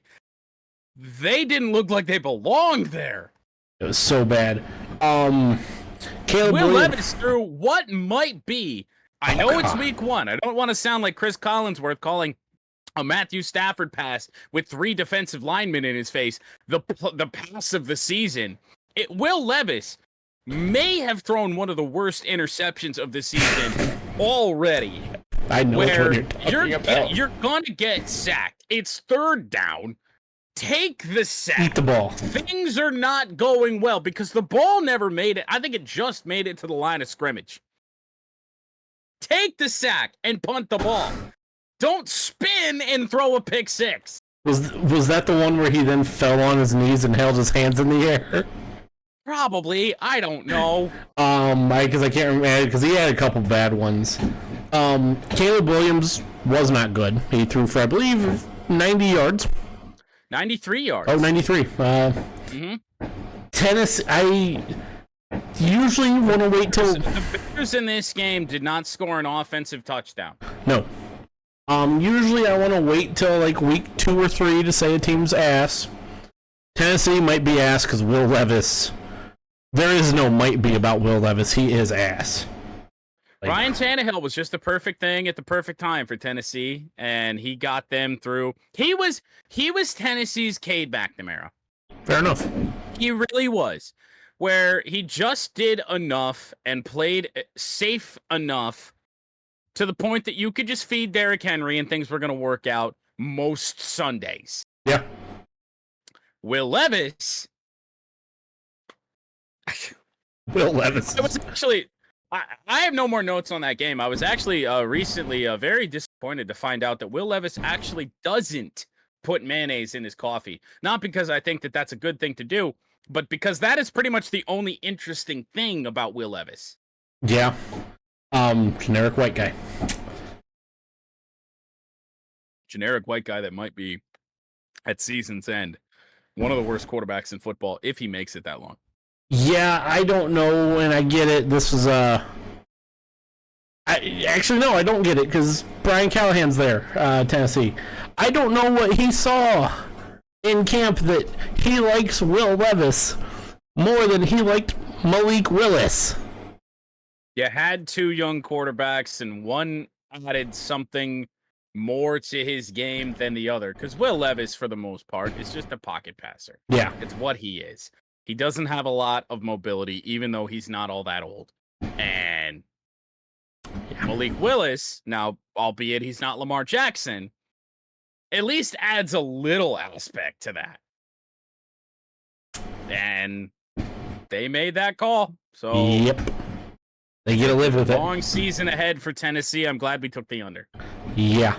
Moving on, New England beat Cincinnati 16-10. I don't have much to say about this game as a Bengals fan. All I do have to say, and I said it in my NFL recap earlier this week, at some point, we have to look at Zach Taylor and Lou Anarumo and be like, what are we doing from a coaching standpoint that, like, this is 3 years in a row, might even be 4 years now in a row where they've lost a season opener. Your team blows in week 1. Yeah. Like, now, granted, that game is 1 yard away and 1 incredible Kyle Duggar punch out away from being different. Yes. But we're talking about New England, who has no expectations. They poured Gatorade on their head coach's head. Yeah, Gerard after Mayo winning that game. Winning guy's Now, first career win. Great for Gerard Mayo. I have no bad things to say about Gerard Mayo, but I mean, it's his first career NFL win. I get it's a big deal, but come on. Yeah, like that showed what the expectations for New England are. Like, I mean, Jabril Peppers is on the sideline. I love Pookie, but he's on the sideline just jawing like they just won Super Bowl. Yeah. Like, oh God, that is how low they think about that team just in the building, or just how much that the narrative about them being the worst team in the NFL got to them. I have no idea. It's just Cincinnati. It's week 1. They'll be fine. yeah. They're way too talented not to. And I mean, it's just what this team does. I don't get it. Like, at some point, though, we have to look at the coaching. Yes, there was stupid plays and lack of execution.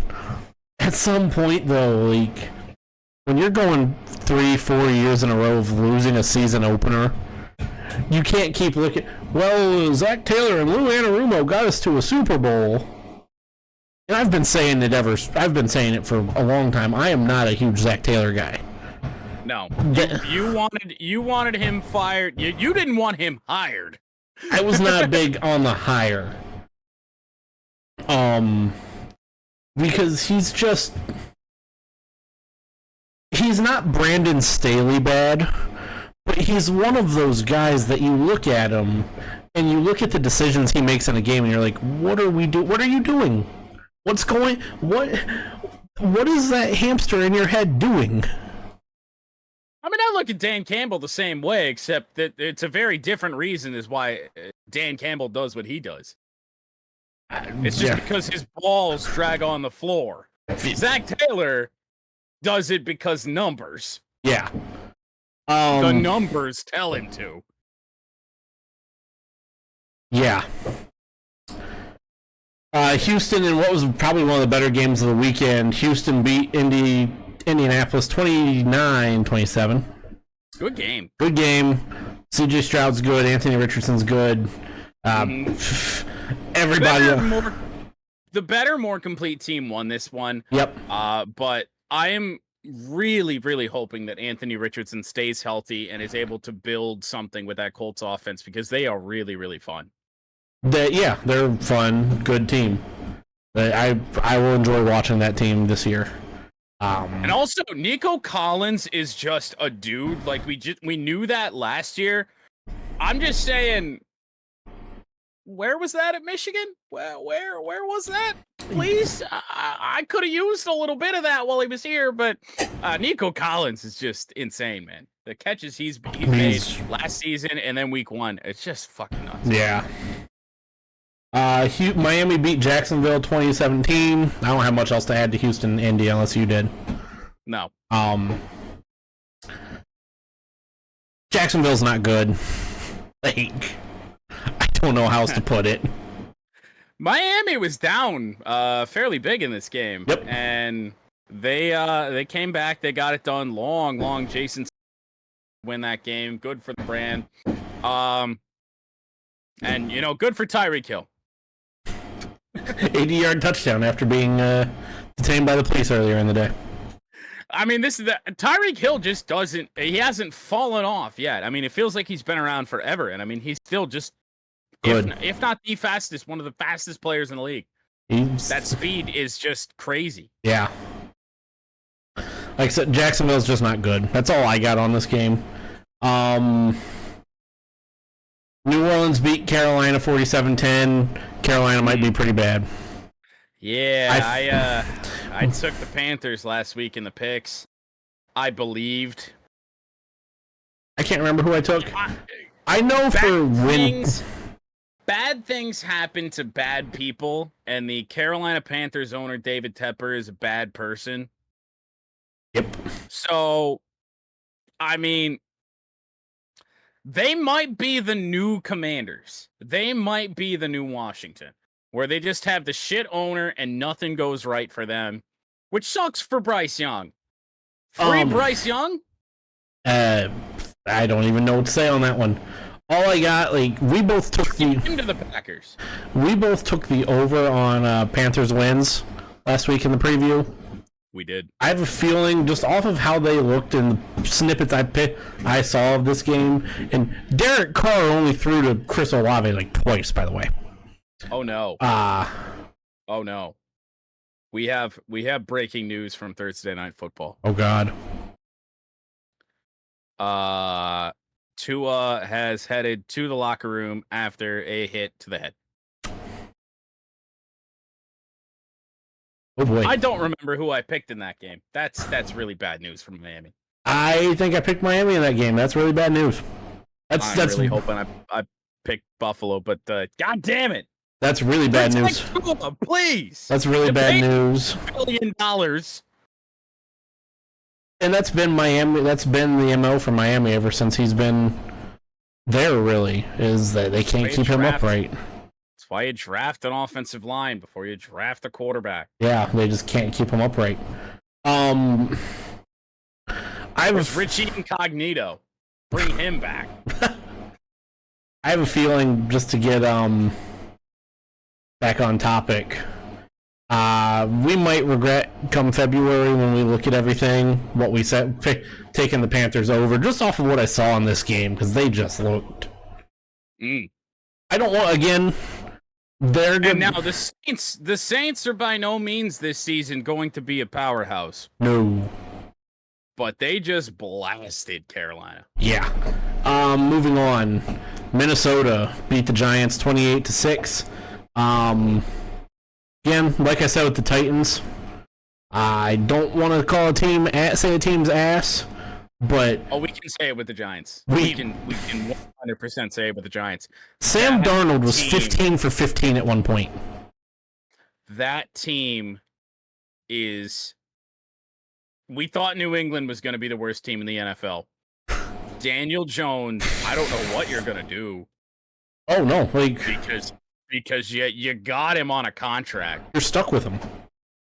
That team has just made the worst contract decisions. Going back probably prior to Odell Beckham. But yeah, there was always the thing from Giants fans, you either have to trade Odell or sign him. Yep. You can't do both. Yep. They did both. Yep. And then this season, and it's even great. It's even better that was caught on camera, where you got the GM, you got the owner in there with Saquon regarding the Saquon Barkley situation, and it's just like, oh well, he surpassed our price point. He's not going to go to a division rival, is he? Oh well, I don't know. And then they never offer him a contract. Yeah. The best player on your team you let walk to your division rival. Yeah. Because you signed Daniel Jones. Who's absurd. Who's a great meme. He ain't a good football player. Yeah. The situation with a team is so horrible. When we are burning jerseys in week 1. Like I said,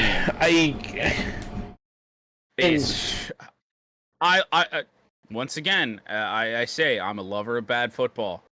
Even I hate that. Third Avery reference in this podcast. He's becoming a popular man. He had this game on Sunday because he's a Vikings fan. Yes. Like I said, the biggest death nail for the Giants like I said, I don't want to necessarily call a team ass after 1 week.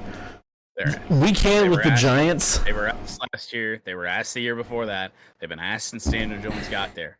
We can with the Giants solely because Sam Darnold was 15 for 15 at one point. They made Sam Darnold look good. I didn't know that was possible. Well, now granted, Now, there are a lot of people calling for the Sam Darnold career resurrection because Minnesota has done this before, albeit under a different coaching regime. But I don't. He's not going to be that good. No. Not like that. No. Yeah. Tua has been ruled out the rest of the game with a concussion yet again. He ain't gonna be around much longer. Yeah, the Giants are bad. The Chargers beat the Raiders 22-10 to move on. Really, the only exciting thing here, we knew the Raiders weren't going to be good. There was a brawl that started in this game. Why? I don't know, but that happened. It's probably the only exciting thing the Raiders are going to do this year. The Raiders, I don't know what to say about that team. Minshew Mania didn't start off good. One of the best backups in the NFL. He ain't a starter. Yep. Seattle beat Denver 26-20.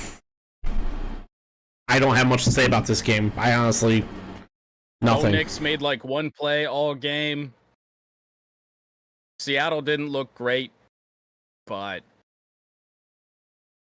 I don't know. That's a week one shit fest right there. Dallas beat Cleveland 33-17. We talked about it when in bad take of the week. Deshaun Watson's just bad. Like, that's it. Deshaun Watson looked terrible. The Cowboys offense did what they do week one every single fucking year, where they look phenomenal and they put up a bunch of points. It's just the Dallas way. Yep. It's just what they do at this point. And that team is infuriating, and nobody likes them. Yep. But I don't know. It's the most Cowboys thing ever as well to pay Dak right before the game starts. Yeah. After an offseason of trying to get that done. I bet the deal probably could have been done in July. And they were just like, oh, we're going to wait till the season starts. It's going to be a big story. Yeah. What they do. I wouldn't even be shocked. Would not even be shocked. What they do. Circus. Yep. It is the NFL's Colorado. Honestly, actually, that's accurate. I have nothing to add to that game. Tampa beat Washington. Cleveland got blasted. Yeah. Tampa beat Washington 37-20. Jaden Daniels didn't look bad. The big thing here, at some point, best rookie quarterback of the week. He probably made more impact plays than any other one. The big thing I have here is Brian Robinson Jr. and Austin Eckler carried the ball for a combined 12 times, I believe. 13 times. Yeah, rookie quarterback, you gotta run the ball more.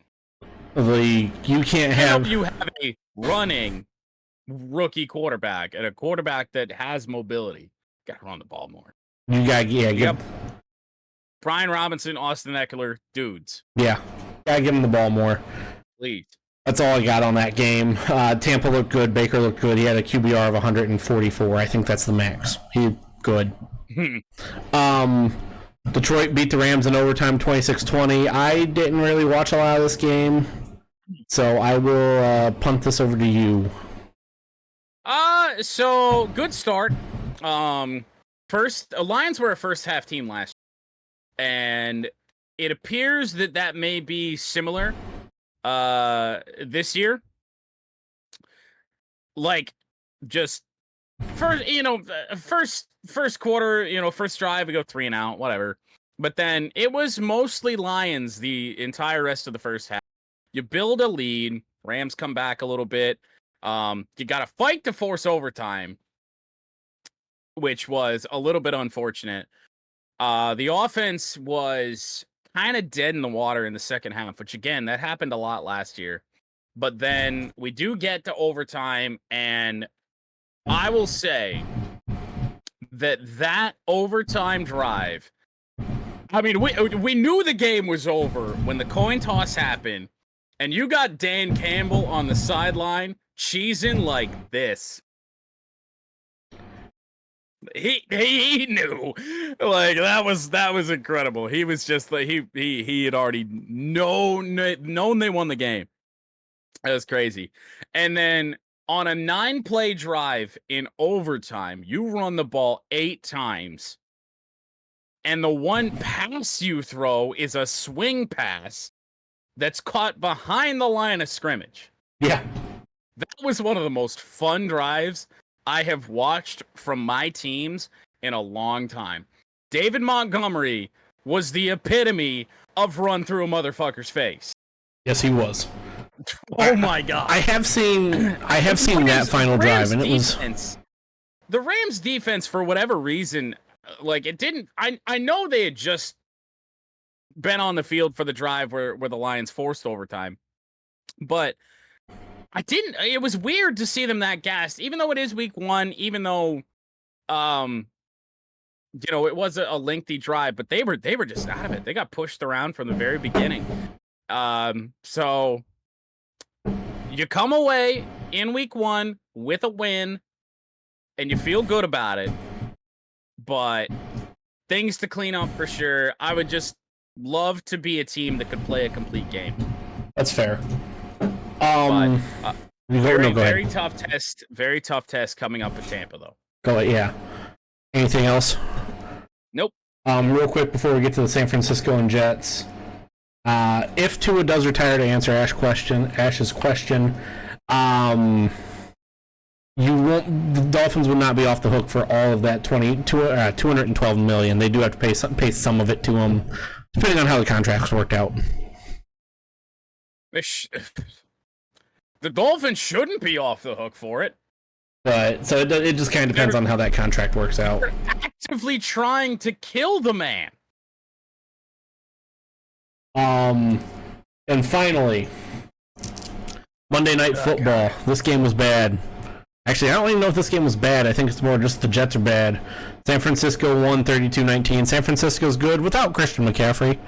The Jets took Aaron Rodgers out of the game in the fourth quarter at some point. Yeah, and the Jets offense, albeit against a very soft 49ers defense, looked way better with Tyrod Taylor in the game than Aaron Rodgers. The Jets defense in this game has been catching a lot of shit. However, you do have to realize that Jake Moody was 6 for 6 on field goals. He kicked 6 field goals in that game. If you're forcing 6 field goals, like you're doing something right. The defense is doing something right. I think the Jets defense is going to be fine, and I am not saying that because they're on my fantasy team. Trust and believe. But I think the Jets defense is going to be fine. And I don't know, just outside of, Breece Hall's still a very good running back. Garrett Wilson is going to be a dude. It's just Aaron Rodgers, man. The offensive line did not look great in this game either. What can you expect from a 40-year-old quarterback coming off a Achilles tear? Well, I mean, it goes back to the talk before this game even started, and even back to last season when they were like, "Oh my God, Aaron's going to come back in 5 weeks. He's going to be back before the end of the season after he tore his Achilles." Yeah. And then we lead into this game, and it's just like, oh, Aaron might not still be fully healthy, and he didn't really look like he was. No. But it's hard to tell because we have a 40-year-old quarterback who's going to be 40. Who's going to be 41 by the time the regular season is over. Who does nothing but weird shit, like sits in the holes and takes fucking mushrooms for 3 days. Darkness retreats and... Yeah, my God. Like, the weirdest... Also, hey, fourth Avery reference, by the way. I know I just flashed up 5. But, Avery, completely unrelated, said that J.J. McCarthy was the liberal Aaron Rodgers. And I think he might be right. I hate it. Moving on. Well, no, the Jets are... they're not a complete team. No. They've got a defense. They have some holes on offense. Garrett Wilson, in terms of receiver, is about the only good thing they got going for him. And I don't know. Now, granted, they had a very, very tough opening test. Oh, yeah. In the San Francisco 49ers. And they actually, especially defensively, I think they passed that test. But the offense has some room for improvement. Will they? That's very tough to say. Yeah, I don't know if they will. This team, like, I was not watching this game. I was streaming at the time, so I don't know. I was going off what you told me. This team might not be good. It's just what can you expect out of a 40-year-old quarterback who was never, like, Aaron Rodgers has been more mobile than guys like Tom Brady or Peyton Manning, but he's never been super mobile. He is the greatest quarterback of all time when it comes to avoiding coverage sacks. Yes. Because he's not gonna run when there was things open. He was never that type of guy. But yes. And it's just like I said, what can you expect out of this? And I mean, watching him play against my Lions for as long as he did, and just that was how he beat you. Was because you could play good coverage downfield, and then well, okay, well, you have to cover defensively for the threat of Aaron Rodgers throwing a ball 75 yards over the top of your defense. But then you also have to worry about him scrambling for 10. Yeah. What made prime Aaron Rodgers so good? And I don't know if the guy has it in him anymore, or even has the will to want to be mobile at all. Yeah. Yeah, that's it right there. You've hit the nail on the head. I don't have much else to add. You want to get to the picks? Let's get to the picks. The picks. College football picks. Jordan, it is time for the picks. Jordan is Continue. 14-16. I'm 13-17. Yeah. Despite what it may say on Austin's screen, given that I didn't really realize that since we're both streaming this and our cameras are on call, given where either one of us may be at a given time, I didn't really realize that I would have to make two. So the records are. It worked out last week. We were both 6-6. It did. Yeah, right. We didn't notice it last week. All right, where the fuck are the picks? Come on. I'm trying. It's funny how that CBS works. is not cooperating. You want me to roll till you're ready? No, we've got this. Surely. Let's just close that. Maybe that works. That's why I'm so I would glad say, what if I just shut off the Wi-Fi, but I don't know if that's going to work either. I would say we're not at work. Oh, it did. I have no idea how. We start off, and I avoided these last week, with a Friday game. Friday, 8 p.m. on Fox. We have a top 25 matchup. Number 20, Arizona travels to number 14, Kansas State. Kansas State, -6.5. Hello, dog. This might be the best game of the week. Honestly. I don't think it's the only ranked matchup, but there is a very good chance that it is. It's not the only ranked matchup we have in the picks. This could be one of the better two games of the week. Give me Kansas State. They didn't look good this past week, but Tulane's a good Group of 5 team. Arizona did not look good against Northern Arizona, an FCS team. Give me K-State. And my dog K-State. I'm probably very stupidly going to take Arizona. I don't really have much of a reason for it, but the college picks have just kind of been really hit or miss, and I'm just something different. Fair That's enough. quite literally the only reason. We move into the Saturday slate. Saturday noon, Big Ten Network. The 2-0 Arkansas State. Aren't they the Red Wolves or something like that? I have no idea. You got it right there. Bingo, bingo. To the big house. 22.5-point underdogs. 16% of the people are on the Michigan Wolves after what they just did against Texas. Some people say I'm a man of the people. My dog might agree with me. I think so. Those people are right. Michigan hasn't covered a spread yet this year. They're going to today, or not today, Saturday. They are going to, because they're going to do something different, even though I know that they probably won't. I would say, Wishful thinking. at that point, you're just setting yourself up for disappointment, but... A little bit. Give me Michigan regardless. Noon, ABC, number 16, LSU, sitting at 1-1. 7.5-point road favorites as they travel to face the Cocks of South Carolina. Why is this game on at noon? Why is it on a real network? Why is this game not on SEC Network? Why is this not on the CW? Yes, also, give me LSU. Like, I'm not impressed with what I've seen from LSU. I'm never impressed by South Carolina, though. So, some people say I'm a man of the people. I don't know who says that. But, in this case, they're wrong. And the only reason I say that is because the people are actually fairly close on this. 54% are on LSU, 46% on South Carolina. I'm going to go with the less people and go with the Gamecocks. how long have you been waiting to say that line? Pretty much never. That's pretty much your thing, but I guess I just said it, so anyway. Say, have you been wanting to say that line for the past 3 years? No. 4 years?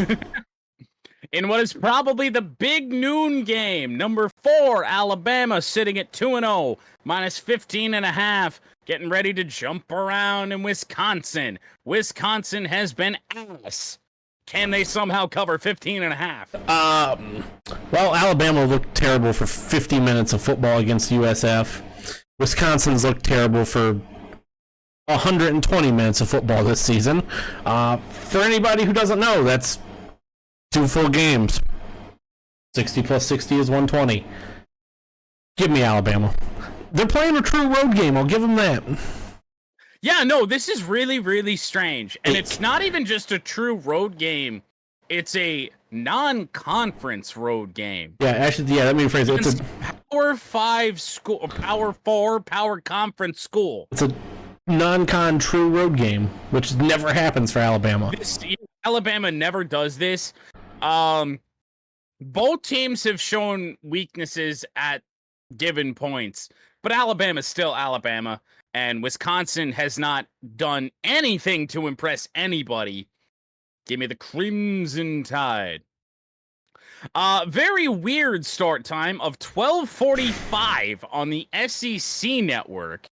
Number 24, Boston College, 2-0, travels to Mizzou.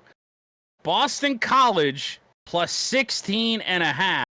And I have to bring the people into this because they are close. 53% of the people are on Missouri. Some people, and first off, actually, even before I get to this game should be at noon on ABC, not LSU, South Carolina. Yes. The other ranked game we have this week. Some people say I'm a man of the people. In this case, they are wrong. Give me the Boston College. Are they the Golden Eagles or just the Eagles anymore? Either way, give me BC. The Eagles of some color or something like that. Give me BC. I think it might be the Golden Eagles, or maybe they're just the Eagles. I have no idea, yeah. actually. Give me BC. Yes, the ACC has been asked this year. I don't know if BC is going to win this game, but they're definitely going to cover 16.5. Yeah, so I get that this is Missouri's a top 10 team. Yep. But this is still a ranked matchup. So 16.5 feels like a lot. Which I think is why so many people are on Boston College. I am also on BC. Missouri's going to win the game. Don't get me wrong there. But I will take those points with Boston College. 3:30 ABC, 1-1 Texas A&M minus 3.5 on the road, taking on your Florida Gators. I don't pick Texas A&M very often to do anything because they are a just disappointing, not good team. But Florida under Billy Napier is bad. This year they could be really bad. They could only win 2 or 3 games this year, tops. Give me the Aggie, Mike Elko and the Aggies. Elko's just a better coach. You know the state of Florida football when you pick against the Gators. Texas A&M, easy. Granted, both teams come in with a loss already, but in terms of class of the program right now, with Texas A&M trending in the right direction, give me the Aggies. No question. In-state rivalry game, 3:30 p.m. on Fox. Oregon travels to Oregon State. Oregon is minus 16.5, despite not winning by a margin even close to that all season long. Season, I to say. Goofy thing. We got the Civil War here. Goofy things happen in this rivalry. Goofier things happen when it's in Corvallis and that. I feel like the goofiest thing that could possibly happen in this rivalry right now is Oregon State winning. Or actually Oregon covering. Yeah, Oregon covering might be the goofiest thing that would happen in this game, this point right now. Give me the Beavers. Give me Oregon State. I'm on them too. Oregon has shown me nothing. I will take Oregon State easily and get proven so very wrong when Oregon wins by 30. At least we're both going down with that ship then. Yep. I guess solidarity. 3:30 on Peacock. We head to another in-state rivalry. The 2-0 Washington State Cougars plus 3.5 taking on the Washington Huskies. Washington minus 3.5. And the people are spread. 77% are on Washington. Apple Cup. Give me Washington. I don't know what to do. I think even with as much might be the largest people spread that I've ever picked against. I'm taking Wazoo. Fair enough. I think even with how much Washington lost last year, I think they're just a better team this year. They probably are. And I'm not getting a lot of points, but I'm hoping for a little bit of a miracle. 3:30 CBS, 1-1, 18th in the country. Notre Dame travels to Purdue. Purdue is getting 12.5.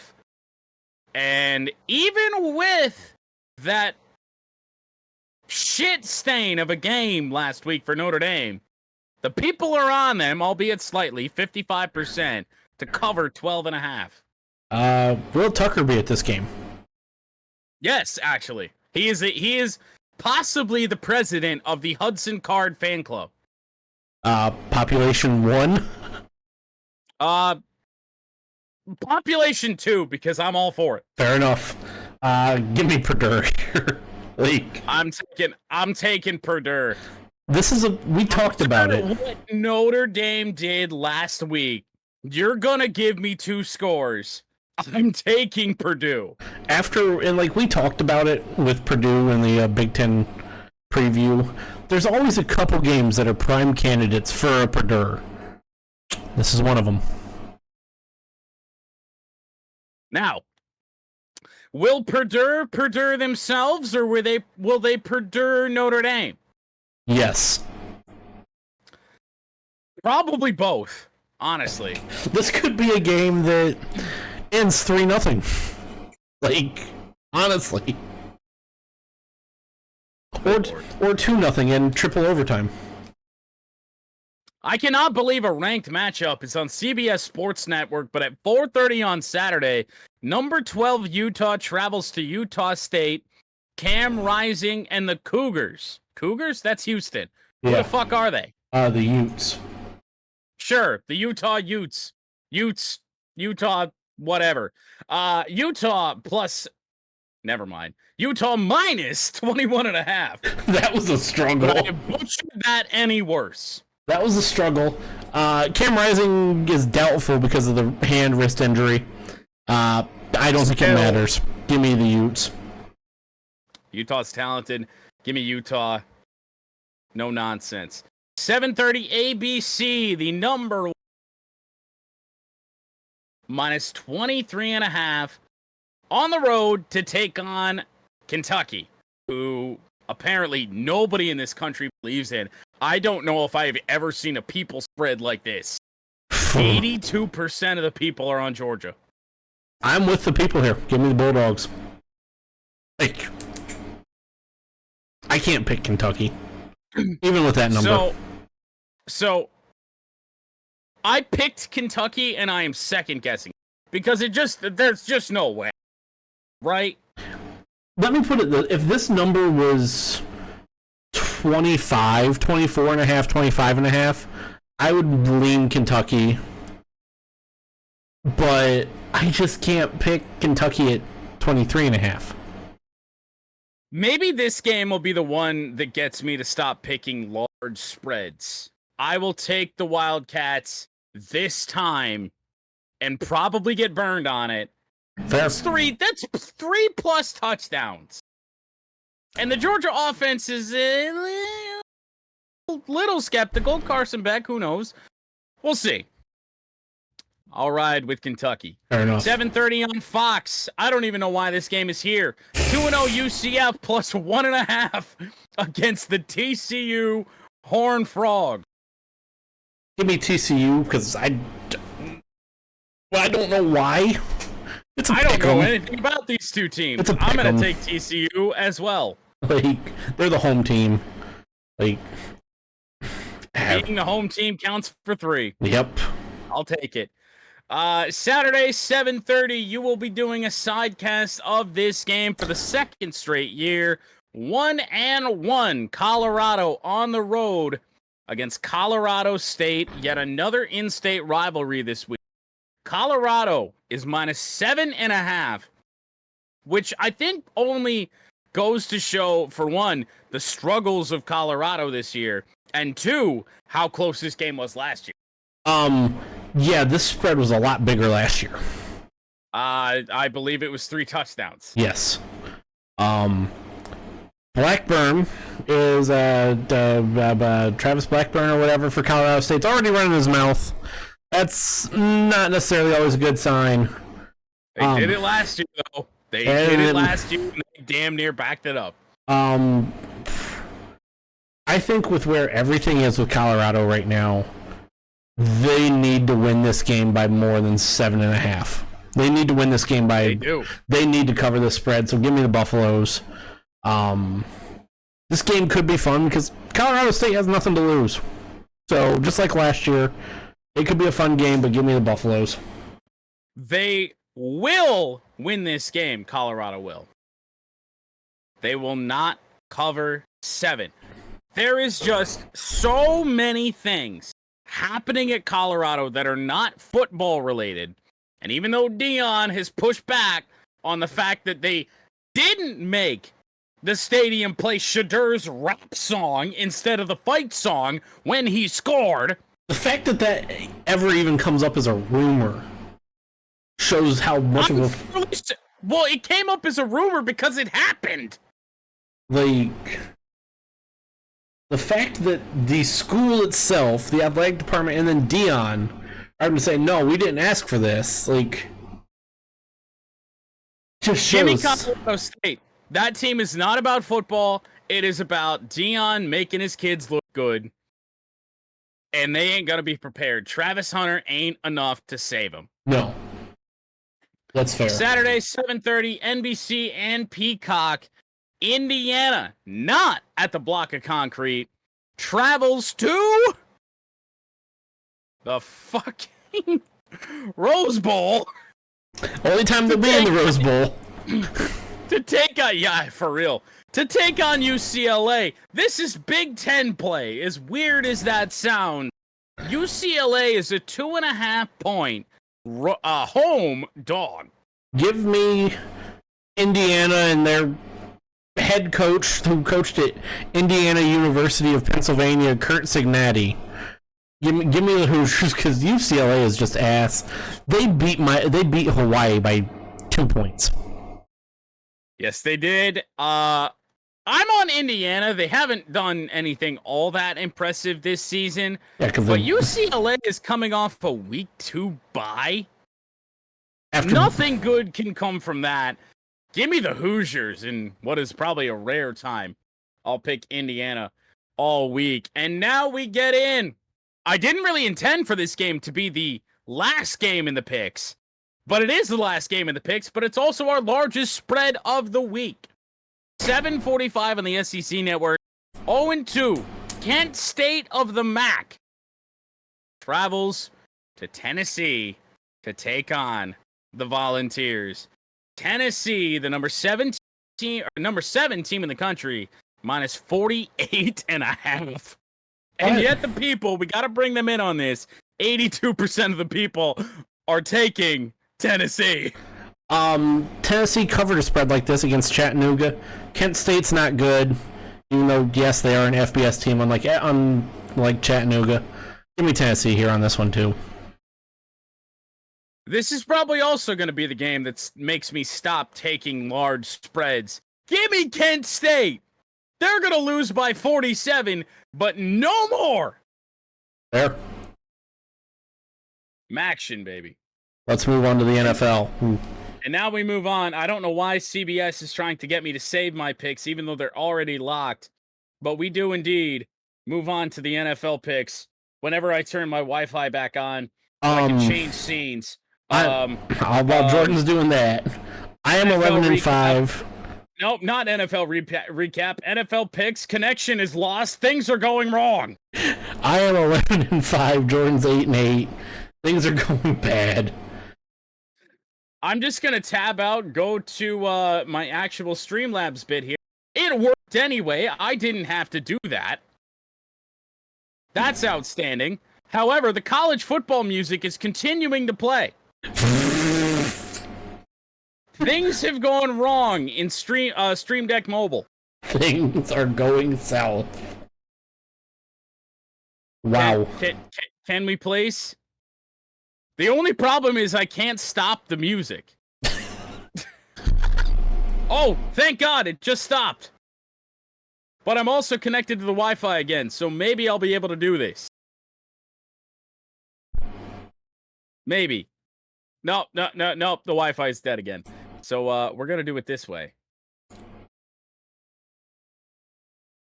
Oh, wait, we're back! NFL music! Yeah! Yeah! We're here! Good Lord. That should not have been the struggle that it was. Anyway, it is the NFL picks. I had a fine week 1. You had a pretty good week 1. Uh-oh. Uh-oh, what's going on? Oh, never mind. You're fine. Oh. I thought you were frozen. No, I was writing something down. Thursday Night Football has 3 minutes left. It is 31-10 Bills. As we know, Tua ruled out with a concussion, according to Ash's 4th in 2 years. The spread in this one was pretty much not a spread, 1.5 in favor of the Dolphins. I had Miami in this one. I went back and forth with, I believe, the 5th or 6th time that we have an Avery reference today. Went back and forth with him on who I was going to pick in this game. I went with Buffalo. Oh, there you go. I'll take it. You get one. But hey, we're 1-0. That's all we're trying to do is go 1-0. We move into the 1 o'clock Sunday slate with a game that isn't going to be all that good. Gardner Minshew and the Raiders plus 9.5 traveling to Baltimore for the Ravens home opener. I think this is quite possibly the biggest spread we have this week. As I scroll down NFL, through, it wouldn't surprise me. As I scroll down, give me Baltimore. I'm on Baltimore. The Ravens just don't have enough to compete with that. And especially after losing that first game against the Chiefs, Ravens are going to come out firing, no doubt. Sunday, 1 o'clock, the Chargers are on the road, minus 6.5, taking on the Carolina Panthers in their home opener. Panthers very possibly could be ass. The Chargers might be pretty good. Give me the Chargers. That Chargers offense under Jim Harbaugh looked very much like the Michigan offense under Jim Harbaugh. And J.K. Dobbins, if he stays healthy, could finally have that breakout season that injuries have taken away from him for the last 3 years. So I am on LA. We move on to a 1 o'clock game that is a little bit of an interesting one. Yeah. In a way. Saints plus 6.5 taking on the Cowboys at Jerry World. Now, the Saints put up a bunch of points last week, but so did the Cowboys. And the Cowboys played a team with expectations. The Saints played a team that doesn't have any. The Saints played the Panthers last week and scored 40-some. The Cowboys played the Browns, and the Browns have a real defense. Yes. And scored 33 or whatever it was.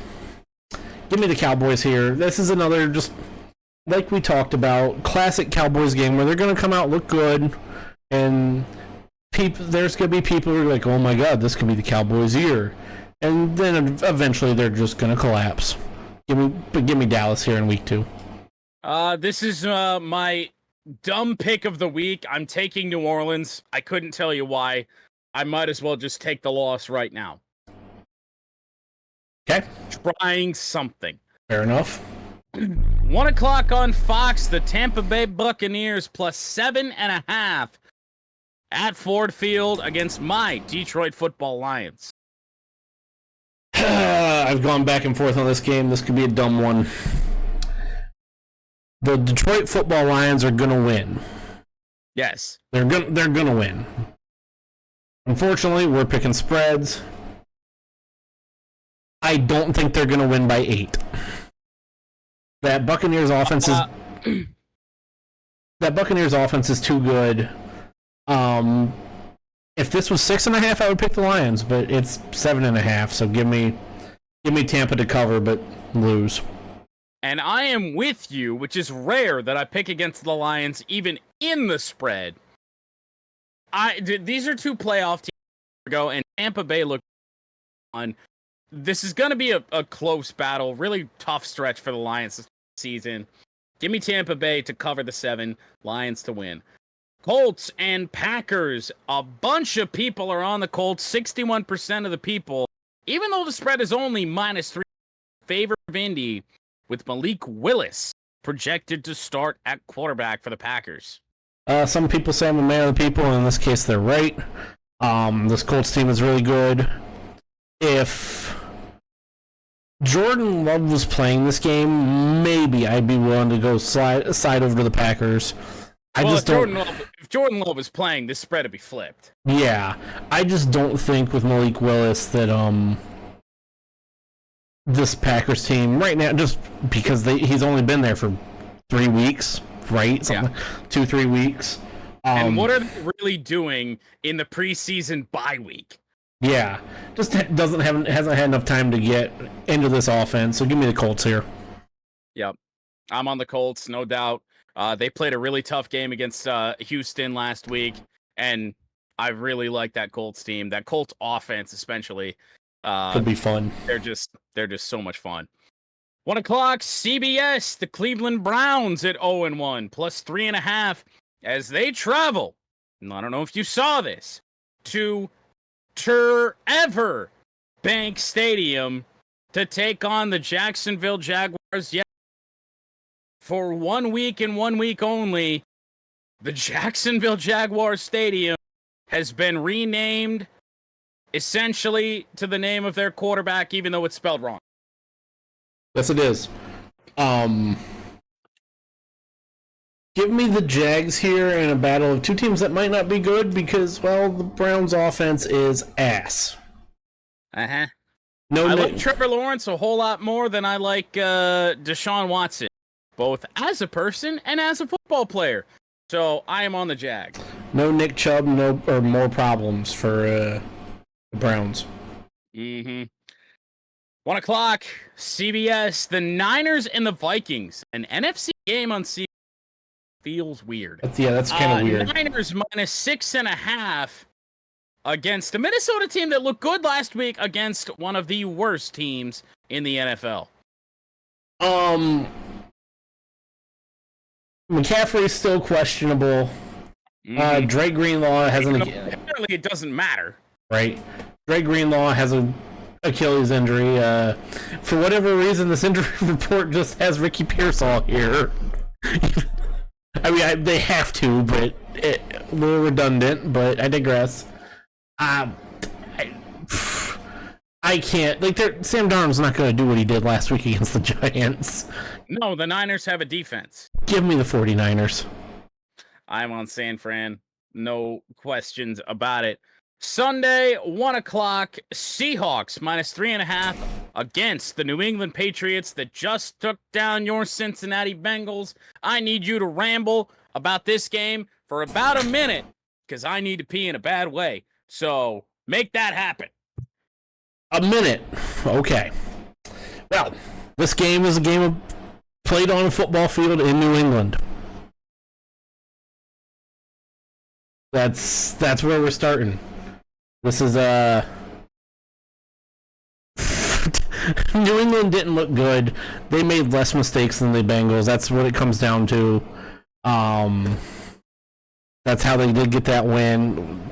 We said it in the recap. We were about a yard and a phenomenal punch out away from that game being possibly totally different because that Patriots offense was kind of inept.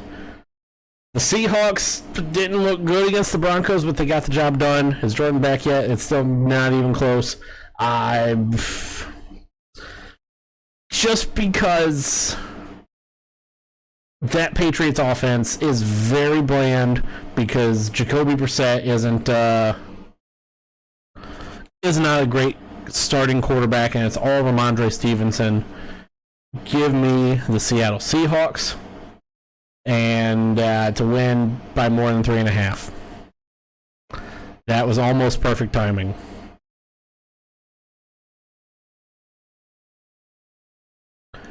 Did you know that this is a game being played on a football field in New England? I believe so, yes. That's how I started that minute, before I just made my pick. Nice. For you, since you didn't hear it, I am taking Seattle. I'm taking Seattle as well, as much as I would love to believe in the Patriots. I cannot. Seattle should win that game. I can't get behind a team that is giving their head coach a Gatorade bath in week 1. It is incredible.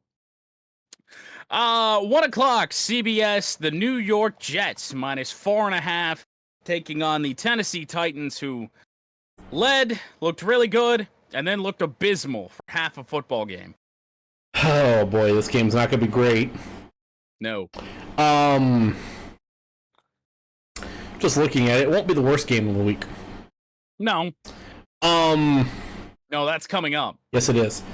The Jets are just a better team. They're going to beat the Titans. Will Levis.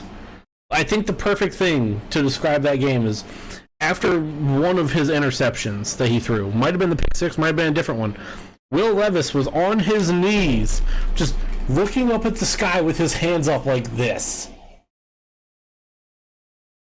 If that was the pick six, then we got real big problems, because that was just one of the most boneheaded plays. Unless he was praying to God, saying, "Why do I suck at football?" then I don't know what could garner that reaction. I don't know. That being said, the Jets win. Somehow, don't ask me why, by 3. The Titans covered. They played a very nice game of football against a very tough defense for half a game, and then completely stunk the rest of the game. So They did. I mean, this is a team. These are two teams where you just don't know. There was a lot of questions to be answered after week 1, and I'm just taking a to the NFL shit fest of the week and the final game in the one. The Giants are plus 2.5, which tells you how little is expected in Washington against the Commanders. Commanders, a 2.5-point home favorite. 77% of the people are on the commies.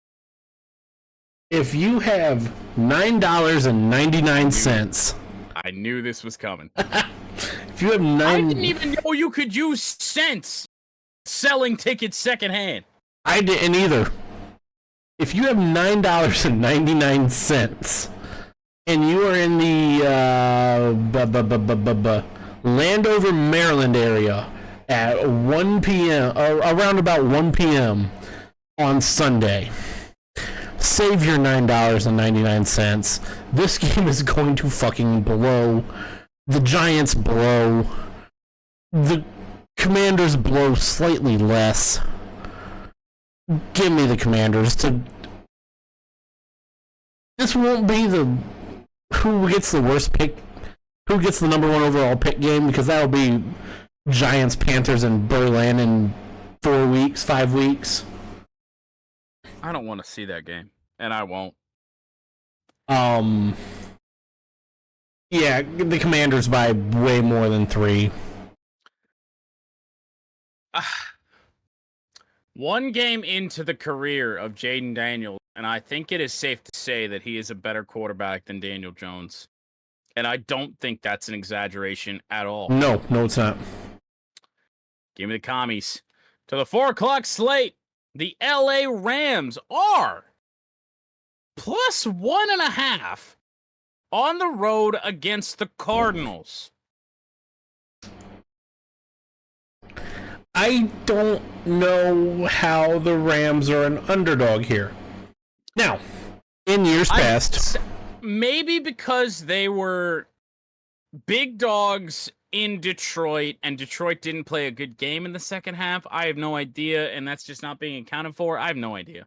Now, in the past, I've gotten burned on games like this. We talked about it on Backdoor Cover when we did it. Bring that back, by the way. I would like to whenever football season ends. Before football season ends? When football season ends. Oh, bring it back for when it ends? Or I don't know. I said we could do it during football. I'm fine with it. Whenever. We'll figure that out at a later time. We'll have plenty of time at work tomorrow to plan that out. Yeah. Like I said, I've gotten burned on games like this where I just look at them and you're like, what does Vegas see? Yeah. This is one of those games that I'm looking at, like, what does Vegas see? Give me the Rams here. I might regret it. I might throw money on this game. On the Rams to cover. Have hope. I might throw Cardinals, or rather Rams money line. Yeah. Probably better odds. Rams have aspirations. I'm not really sure the Cardinals do. I'm on LA. I mean, they outperformed my expectation on Sunday Night Football against the Lions, so I will take LA. No problem.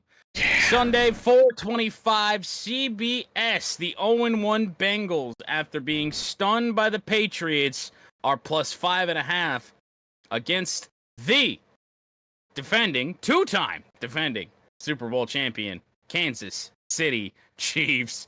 And the people, 83% of the people are on KC. Well, I agree with the people on this one. This will be one of the very rare times that I don't pick the Bengals this season. I think for the most part they do have a favorable schedule, other than when they have the Ravens, especially what we've seen from the Steelers offense and just the Browns. But what we saw after last week, this Bengals team just isn't ready yet this year. If this game was in November, December, I'd be willing to lean towards the Bengals. But if this game was in November, December, the spread would be smaller too, most likely. Give me KC here. They're just too good right now. I am taking Cincinnati because week 1 Cincinnati is just on a different level of. That is true. I don't understand why.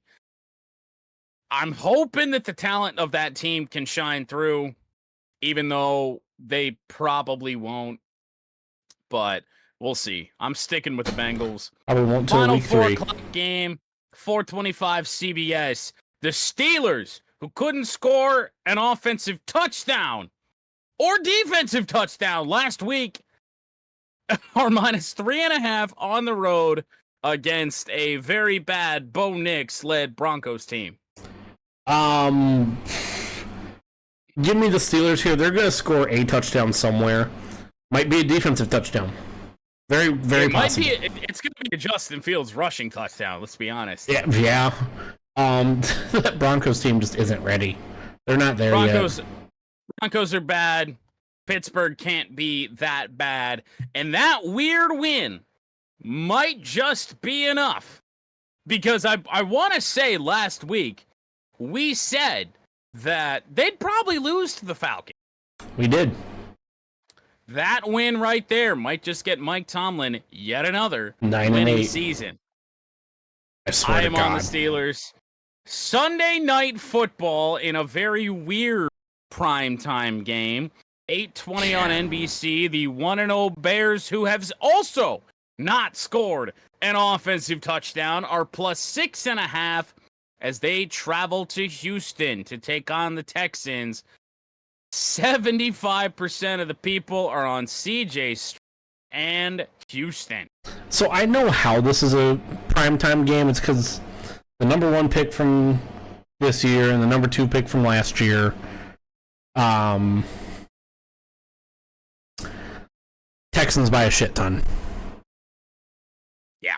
You can decide what a shit ton is, but they're going to win by more than 6.5, by more than 7. Texans are just a much more complete, ready football team than the Bears are. The Bears have a good defense. That offense has so much growing to do. Give me Houston, without question. And the final game, Monday Night Football, 8:15 on ABC and ESPN. Even though it doesn't say ABC, I want to say all Monday night games are on ABC. The Atlanta Falcons, +6.5, heading to Philly to take on the Eagles in a bird game. 85% of the people are on Philly. Atlanta just lost to a team that kicked 6 field goals Yes, they did. and didn't score a touchdown. Philly ain't gonna have that problem. Not only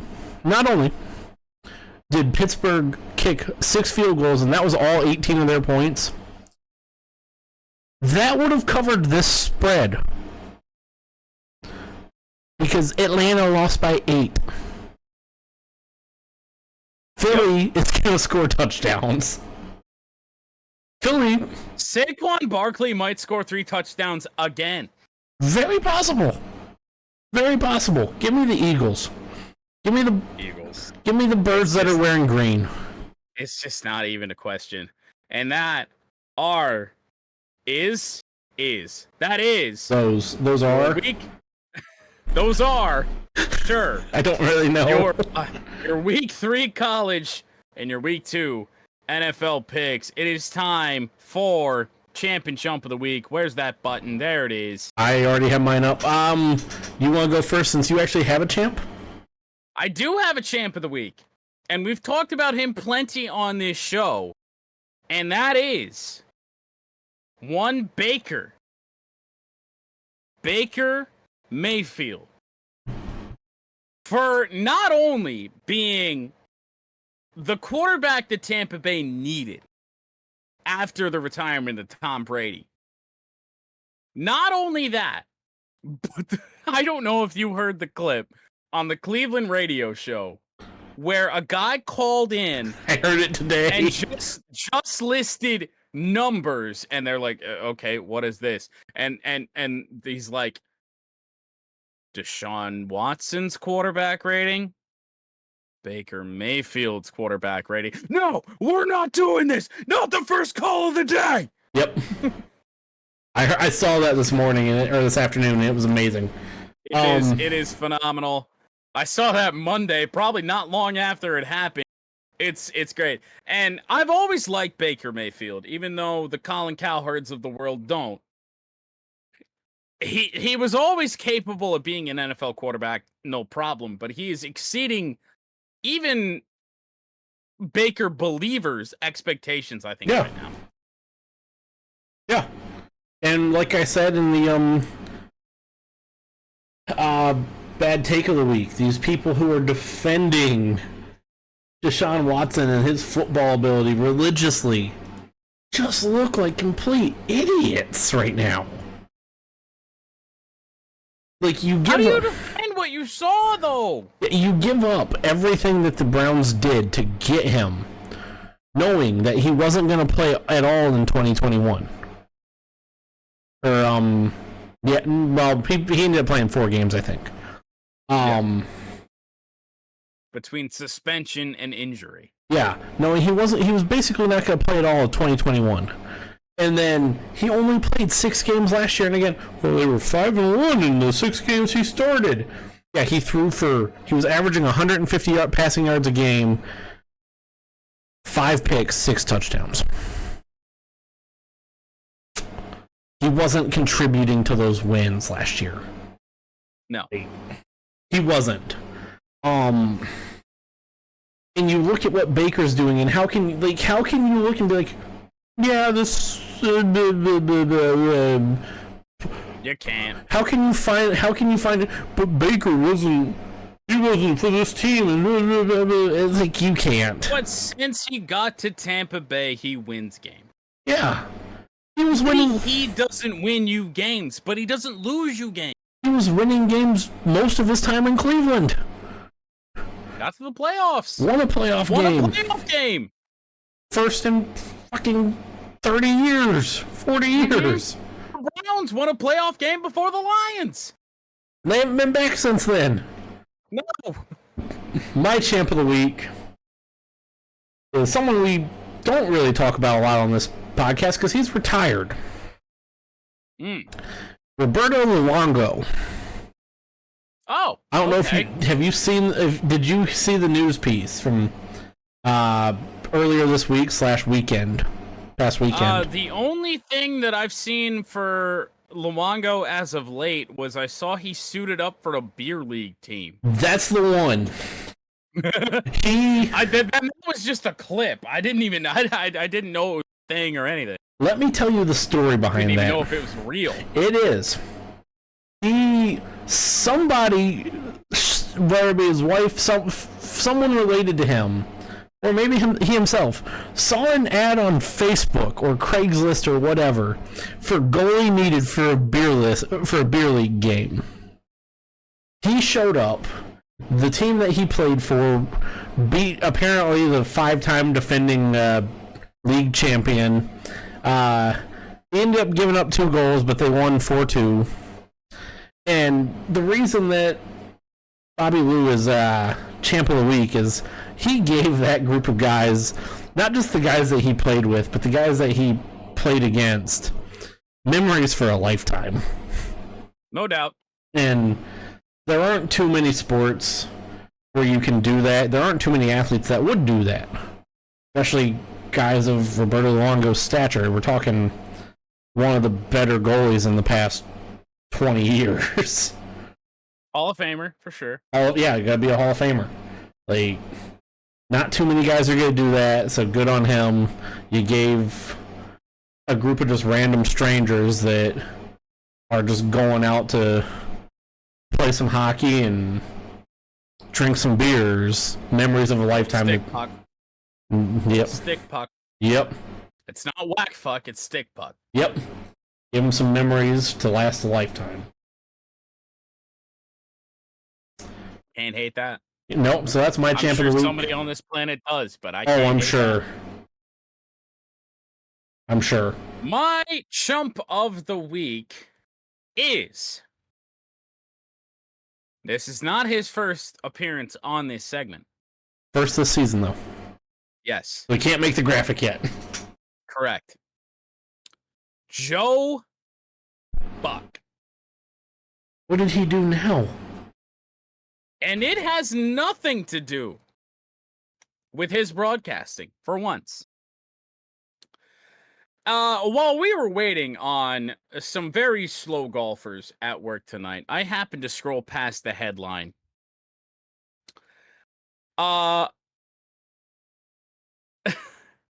Buck apparently went golfing with his wife.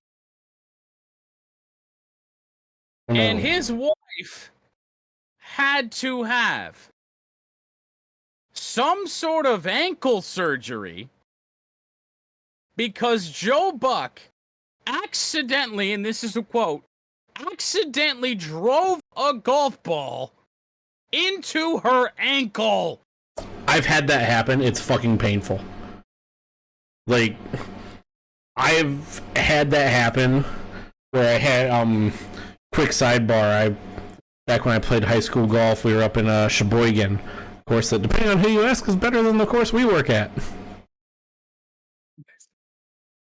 Only the people that don't like our course. Or Jerry. The people that don't like that we open as late as we do. That was the gremlin that said that earlier this year. One. Yeah. Yes. We were I was up there for a high school tournament, and dude who shot damn near 300 careened one off a tree, a tee shot off a tree into my ankle and broke my ankle. It is uncomfortable, but unless you're just that bad, you don't do it accidentally. Like, you gotta suck. Now, see, I feel like I need more context. Yeah. Was his wife standing in front of the tee box and Joe was just that oblivious? Did he hit one either, I don't know, Buck is left or right-handed. Did he hit one off the heel or the toe that badly to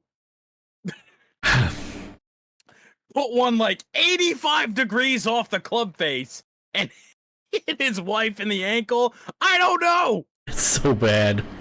I need answers. Yeah. That's Will bad. we put them on Monday Night Football? Probably not. Nope. Maybe he'll just never golf again. If you're doing that, you probably shouldn't. That'd be a win for mankind. Yeah. My chump of the week is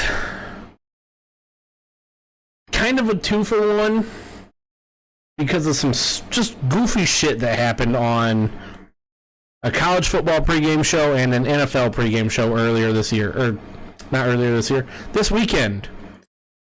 ESPN / College Game Day and Fox for trotting out Lee Corso and Terry Bradshaw. Two guys that just should not be on TV anymore.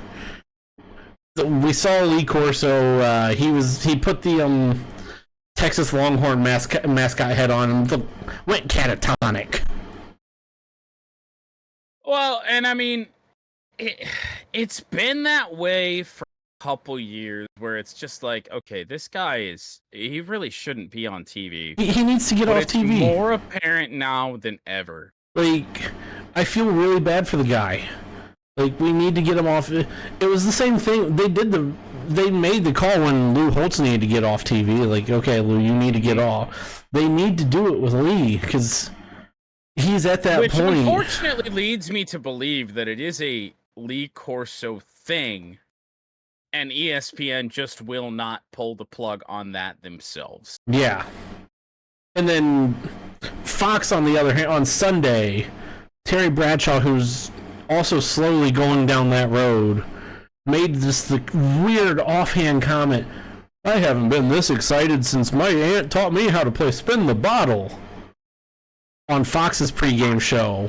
And it's like, okay, we need to get these... That one, I feel like, is just Terry Bradshaw. I mean, it is. The dude's always just been bizarre. But we need to get these two guys that have been doing it for a long time and are very good at what they did. They just can't be on TV anymore. It's not good for their health. No, really isn't. That's my chump of the week. That's the show. we're getting out of here. Yes, and once again, I can't stick around because I think, even though I really probably shouldn't, I'm gonna play a football game. I can't stick around because I gotta edit stuff. That's the show. I don't have much to say for an outro. We'll see y'all next week. That was the champ and chump of the week. I'll tell you that. Right. You didn't expect Joe Buck to be in there, did you? No, especially not for that. Unreal. All right. Have a good one, everybody. Enjoy some football this weekend. See ya. Bye. Peace.